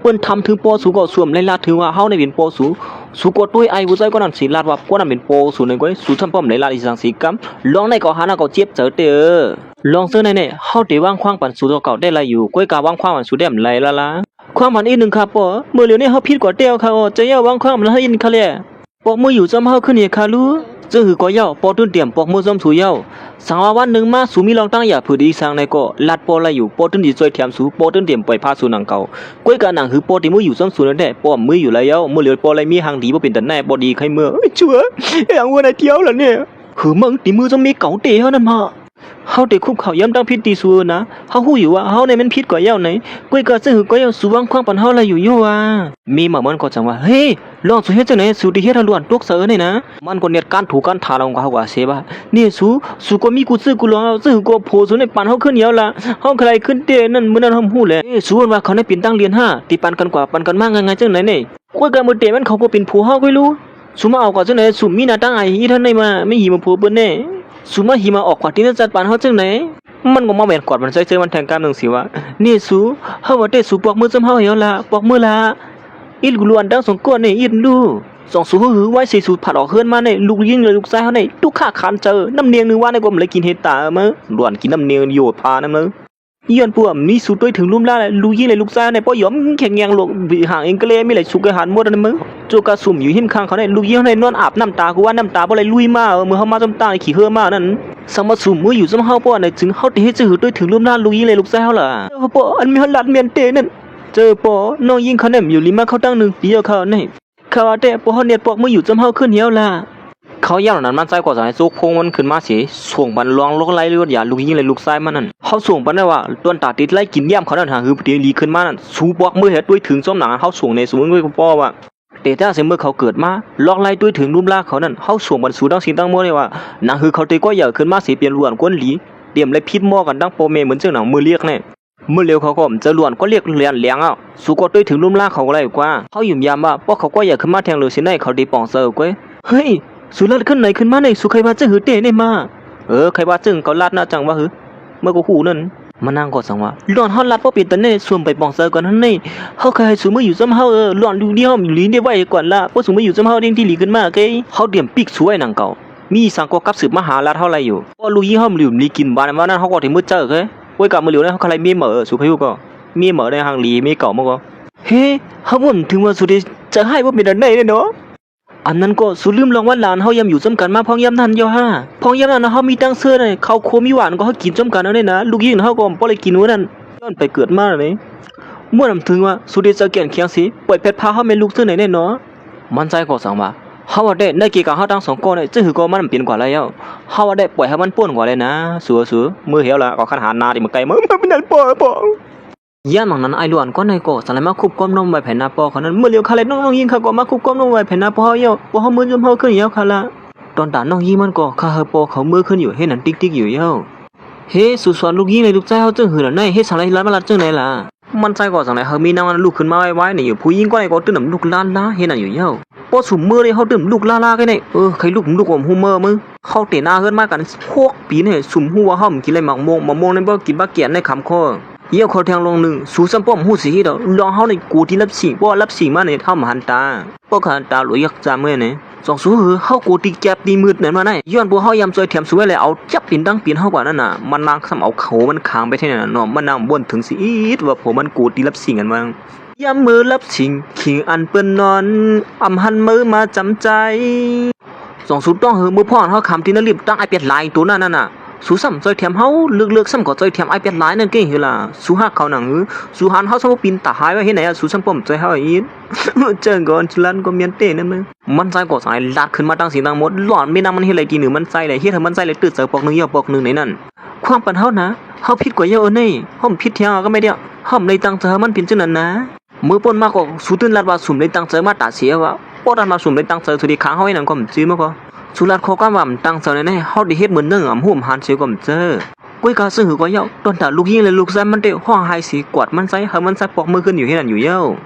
ปัวปัวเฮาปอกมืออยู่ขึ้นจมเฮาเห็นเลยค่ะเนี่ยเจออย่าว่ากังเนอเจ้ามาในเฮาเลยกินข้าวลำเผาในปัวเฮาหูปันเฮาในเฮาเลยกินมื้อหูเนาขึ้นเยอะละข้าวลำทีหูเมาในก็ลาลีวัดเตมือเขาย่างนั้นมันใจก็สายถึงแล้วว่ามือพ่อลูกเขาตึกเกิดมานั้นน้ำหนักน่ะมี3จ้อย5ขันก้อยมื้อเหลือน้ำหนักมี10จ้อยไปหากวมเฮาชิบจ่วยไปหากลมเลยวันนักเตะเขาเนาะมือพ้องกว่าคืนเฮียนั่นเฮาก็ส่งเขาที่ห้องเฮียนกว่าส่งถึงที่ข้องเฮียนถึงกำเหลียวมือพ้องวันเกิดสุนั้นเฮาก็ต้องไล่จ่าสิห้ามต้อนลืมสิปอกก้อยก็สุดต้อนหันถึงกลางสะห้อยสิปอกสุก็เกียกไอ้นั่นมาเป็นโปคนนึงล่ะมืออยู่จ้อมเฮาเลยบ่ทันมานั้นก็มือลาเราก็ร่วมคืนอย่างนี้วันนั้นสุลาดก็ลาดหลายๆแค่ว่าเฮาเต็มปอกมือซ้ำสัวว่าเนี่ยเมื่อเหลียวเนี่ยจานปานเฮาก็ดีขึ้นเย้าเฮาก็สัมปติอะไรมีเหมือมีหางหลีเนาะสูที่มาย้อนอ่อนวานเฮาขึ้นหือด้วยแหละมีนางในหางดีปีเตอร์นั่นหั่นแหละห้อมเคยกับไก่กันดังสูเทียงเอาวะจัดในเนี่ยมันนั่งก็เมื่อได้ยินข้อความใส่เสื้อมันลัดจังไหนเย้าจังไรขาอ้วนขาอ่อนลงมากำเหลียวอยู่เย้าลูกยิงของมันก็สั่งว่าป้อเดี๋ยวในกว่าเฮาติถ่อมความบ่เฮาติฮักบ่เฮาก็เฮาติเฮ็ดที่ถึงเล่นเทียงเอาเนี่ยเขียนว่าปล่อยวางความหวานเฮาคาสิกรรมเมื่ออันตั้งนั้นเฮาพี่น้องต้นพูนปองซีดว่าป้อเฮาได้ดีดเฮาบ่เป็นอย่างไหนนี่กุ้ยก็มื้อเหลียวในเฮาปองเจอเขาในมื้อเหลียวนี่นะปองเจอก็ตกลื่นเอามื้อข้าได้เปลี่ยนล้วนดีข้าเต็มลักกินขมุนรถช่องอันวางเอารถช่องบ่เห็นเขากัดได้เป็นกินได้ไม่ปีเจอนั่นเห็นในวันนั้นตอนตาลูกมันโกรธสังลาอยู่ที่นั่นติ๊กเหี่ยวป้ออย่าไปปล่อยภาพเพชรเฮาพี่น้องเขาแหละคะแนนป้อเขาว่ามือป่นมาปาหลังในป้อเฮาตื่นเจอเลยย้อนป้อเฮาพี่น้องแหนมถ่อมความป้อเฮาเนี่ยก้อยกามื้อเดียวในเฮาป่องเจอเขานี่ก้อยกาซึ่งหือก็เฮาสมันลูกมันห้องหายน้ำตาแตกน้ำตาบ่ใครไหลขึ้นหน้าผากสีตานี่ก็มันใจก็อ่ำใจอ่อนๆด้านล่ะเฮาว่าแต่สุอย่าไปเด็กๆเฮาลูกตั้งสองโกมาอ่อนว่าเฮาซึ่งในแทงเฮาลอกไล่จังไหนมันจันเตี่ยมหนาล่ะเนื้อเกกังเฮาได้ตั้งสูในมันตื่นจังเปลี่ยนไรมาว่ะอย่าไปเฮาเขาเลยว่นหยาบเซาซ้ำของเฮาเนี่ยเฮาเขาใหญ่ขึ้นมาซ้ำเลยลองแก่นเคียงเลยมีน้ำกัดตัวเก่าเลยนะเฮาเด็กกำแถมก้อยร้องได้อย่าไปไม่เจอสาวเนื้อกลางสาวสูเขาลูกเฮาเลยหลีเลยเปลี่ยนป้อในซึ้งสูก็ด้วยถือร่วมลากเขากว่าเลยนะเขาอย่างนั้นมันนั่งกบมือนั่งเล็บปองเสียเยาเลยจังไรห่อลูกยิงเลยลูกใจมันปอกมือขึ้นอยู่เยาย้อนปัวอ่อนวันจังก่อใจเจอมันปอกมือลูกยิงเลยลูกใจห้ามือเยาละปวดชูเอามีเหมยเยาก็เป็นหางก้อยเลี้ยงลูกชูจ้องก็ไม่ลูกเลยปอค่ะข้าย้อนเตะนะอย่าไปปล่อยไปท้าเป็นลูกศิษย์กำค่ะเขาอย่างลูกยิงเลยลูกใจก็จังนั้นทีเมย์เขานั้นว่าแม่จึงมีเขาว่าปอเขาติดปอกมือขึ้นจมเขาขึ้นในล่ะอย่างปอมือเย่มาเลี้ยวนี่มีเขาลัดในให้ช่างมันเปลี่ยนจมหนามีเขาลัดหีดละเฮ้ยอย่าไปว่านั่นเลยลูกยิงเมียก่อมใจหือยี่แล้ววะเขาอย่างนั้นด่วนก่อนเป็นลูกเก็บนั่นก็สั่งว่าเฮ้ยมังเผาตีปล่อยเปียท่าเป็นลูกเตี้ยฮะในปอลูกยิงอย่าไปว่านั้นเลยนะเป็นเขาปลุกอุบกันนั่นเฮ้ยอย่าไปกว่าชู้ยุงซ้อมเกะกางปวนเจ้านั้นเมื่อเลยเขาเต้นตัดเจ้าหือก็เขาก็ย่อมหับหลอนเขาเต้นตัดเลยโอ้ข้าปองเจอข้าเมียมันใจในสมานลูกยิงเลยลูกไส้มันอ่อนวอนก็หือก็เยามันใจถึงเดียมปอกมือซ้ำลูกยิงเลยลูกไส้แม่เลยไม่นำมันนั่นเยาก็จังเลยละตีเมมาเมื่อนั้นว่าเมื่อเลยเมื่อเขาเลือกสู้เยาเขาถึงเตรียมปล่อยพาเป็ดสู้กว่านะเฮาตื่นเต็มกว่าดังเลยเปียสุเที่ยงเฮ้ยยินจำเกียกับปนันเตี้ยก่อนเป็นลูกยิงมาได้ห้องเสียงให้กันพี่เจอพี่คองเฮ้ยว่าเฮาเฮ็ดอะไรดีเนื้อเฮาเตะลงในเฮาเดี๋ยวมีปอแทงเยอะจังเจอเมียเขาอย่างนั้นมันใส่ก่อสังในสั่งโลกละดูยิงเลยถูกใจมันนั่นบ่า ลูกยี่ลูกชายเหรอ เอาไป ตั้งแต่ในกว่าสูก็ด้วยเคโดเจ้าเก่าสูละเขาคันมือลัดจอมสูว่าบ่มีรองตั้งหยาบผู้ที่สังก็จอยเทียมเก่งก็มึงลูกยี่มือคันยินนะมึงย้ำหนังนั้นมันนั่งก่อสันยี่บอกขอบแขนในลูกยิงลูกชายมันปอกมือกว่าอยู่ยาวนี่สูมือเหลียวเฮาก็เปียดมีเลยเป็นลูกยิงลูกชายเฮาน่ะเอากันหาละ5ปานนั้นก็เขาใครสุจิมันก็ยอมเปียดมีเล่นลูกเขานั่นกำเหลียวนั่นน่ะเขาเตะนะเฮือนจำกันหาละฮะเอาแถมก็มาว่าล้วนในเหี้ยบ่มีในลือเลยเดียวมึงเขาอย่างนั้นกวนจะในของอ่อนกันตัวมือเป็นปีจะบีข้อน่ะมือเป็นบ่ไม่มืดๆเด้หรอกอ่ะเฮ้ยปานนั้นก็สู้ๆบนเฮานะคำสู้ห้องก็สู้มันสู้ขึ้นอ๋อค่ะเฮ็ดอันสิเขาทั้งสองก็สอนให้จอกกอปันกันเฮ็ดนั่นเหี่ยวย่านมันน่าอันที่เอาลูกเมืองก้อยนั่นก็ไอ้ผู้ชายก็ได้ก็สอนให้เรียนเข้ามาปิดยอมเบิ่งเมืองได้อันที่เรียนเข้ามาหาใจเจอนั่นก้อยนั่นก็มีน้ามันก็สอนให้มาเฮ็ดมันใส่ให้ก็มันก็ยากกินเต้นดังใส่เจิงให้นั่นเหี่ยวมือแม่เขาอย่างนั้นมีน้ามันก็สอนให้ปีนตาหายลงมาเฮ็ดนั่นมึงไอ้เด็กก็ย่างๆเพียวนั่นมันใจก็สอนให้สาบนเรียนห้องรถห้องยากำเหลียวอยู่ยาวลูกยิงเลยลูกชายนั่นก็มาห้องเสียนให้ปีจะบีข้อน่ะอย่างนั้นเป็นบทกรรมให้ยังไงมีชัวเนี่ยนะลองวันหลังขนาดลืมเปียสิเลยสู้สองก็หักกันกว่าคึมเหตุกรรมนั้นนะก็อีกสู้ก็ตัวถึงบรรลุยี่ในลูกชายเขาอีกหนึ่งเลยเมื่ออย่างนั้นมันนั่งก็เป็นอันเตอร์เจอเลยเจ็บโอ้โหเตะปีเจอปีคล้องยังก็มือพัดลงไปไหนยังมือยาวๆแล้วนั่นมือก็ขิงเตะให้มาเมื่ออย่างนั้นลูกยี่เลยลูกชายมันก็จะเมียตื่นขึ้นมาแล้วเห็นอันเสียตอนตัดใช้เสื้อมันเตะเป็นก้นเรียนปีหนูตื้อเสียงลื่นหลังสวดตูลมผ้ากว่าเห็นอันอยู่ยาวพอเยี่ยมมือเหลียวเนี่ยใส่หนุ่มอ่อนก้อนเรียนปีหนูแล้วมือเหลียวเนี่ยก้นกว่าด้วยนั่นแหละที่นางในชาวไรนางปนนึกตากันให้ไหนเขาวนถึงว่าเขาเนี่ยดีฮอตถึงจัดปานเจ้าไหนตีหรอวะเขาอย่างนั้นมีนางมีบ่อยวันก่อนสั่งอะไรไปเขามาลูกก้นแขนเขาเป็นจื้อพ่อหลังในมือเหลียวนี่เสียงลื่นหลังไหนในหน่อสวดตูลมผ้าเนาะเขาก็ตึกวนอยู่ว่ามือพ่อนเขาทบกันป้อนตั้งสุดันสุวรรณถึงมือพ่อนสัวปั๊บลิกมาปันเขา5ตัวสุเกียเป็นล็อกความเขาตัดสีจงเจ้าเขาเป็นก้นเกียล็อกความเหมือนสุว่าเฮ้ยเป็นช่างเหรอสุนี่มือเลียวก็มีหลวน5เนี่ย5ได้ไวเตะปอดว่านในก็มีองน่ะหลวนนี่จัดเตะมือมีนางมันก็สั่งว่าแห้งล่ะสุจะถึงลูกยิงเลยลูกชายสุ5ซึ่งก็สุเป็นลูกเขาก้อนนึงเจ้าเขาเป็นลูกสุก้อนนึงสุก็มือลือมือเจ้าเขาสิแลก็เจ้าอยู่นั่นก็ก้อยกับบทกรรมอันเขาเฮ็ดไว้นั่นก็มันร้องไห้เขาก็ตื่นเลย5บทกรรมเขานั่นก้อยร้อนเขาไล่เปลี่ยนนั่นก็เส้นต้านเขาเลิกนั่นก้อยเขาก็จะให้จื้อซอยเขาซึ่งก็เขาก็อีหลูเขาอยู่นั่นเก่าเมียเขาก็ตาอ้วงด้วยเขาก็ไล่เอามือเลียวแน่มีนางมันก็จังไรเฮามันใจมือเหล่มือเจอลูกเมมันก่อนเป็นก้นตาบอดนั่นเนี่ยว่ายินจมเตี้ยวนะอันสูปองเสือตีเหนือเฮาเพราะฉะนั้นก็เฮามือเหล่มือเจอเขาตัวเฮเนาะเพราะนั้นก็เฮ็ดนั่นสิตอนตามมีเก่ามันใจได้เอาตาอองไปเฮ็ดนั่นสิมาเรียนปีโนอยู่เฮ็ดนั่นอยู่ยาวด้วยลูกยิงเลยลูกชายมันก็บ่ค่อยเข้มแลบเหมือนม่วนต่างยาวอันทางเป็นก็น้องเลยโทบเยาร้อนใจตัวผิดวนเปื้องตัวน้องได้รู้มีเห็นสุรันทางอ่องแล้วนั่นมันเร็วนะย้อนตัวเขาแหกกลางบ้านเฮาเลยตาเขาบ่เลยอ่องจังไหนสุอย่าไปไม่เจอลองในเฮาหาหมออันกัดแขนสิเปิ้นติมาเดียวยาบันเขาซึ่งหือก็ตาเขานั่นติหันขึ้นกว่าน้อยนึงเจ้ายินจมสู่เดียวนะร้อนสวมเลยจันจ้างตินเขาไปป่องเจอเนื้อเฮาจังไหนนี่อำเป็นสังเพราะฉะนั้นก็มาหาปอกมือขึ้นเหี่ยวละบ่นั้นก็มือเลยมือมาหันก็เจ้าเลี้ยงเขาอยู่เนาะเห็นอันเสียตอนถามมานั่งก็เลียดติ่งห้องความเห็นอันทางเตเพียวเมืองไอ้นั่นเลยคือตั้งความไม่ตั้งเจืองของเขากันนิดกับพวกนี้มานั่งก็เรียนจังไหนสิม่วนถึงขึ้นมือพ่อนเขาหักกันเลยมีตั้งซื้อซ้ำกันน้าเฮือนเขาตึกมวนเกี่ยวอยู่นั่นเขาอย่างนั้นมันนั่งก็น้ำตาก็ซ้ำปูบอดเยอะเลยน้ำตาซ้ำปูมันจังไหลออกมาอีดังเห็นอันเสียมันนั่งก็สังไอ้กีมันตามันออกมาเจ้าข้าก็ปีนั้นชุดเย้ากับที่เย้าข้าเปิดวันกันสืบด้วยทางซึ่งเหมือนตีมาในเสกรรมข้ามือสุงข้า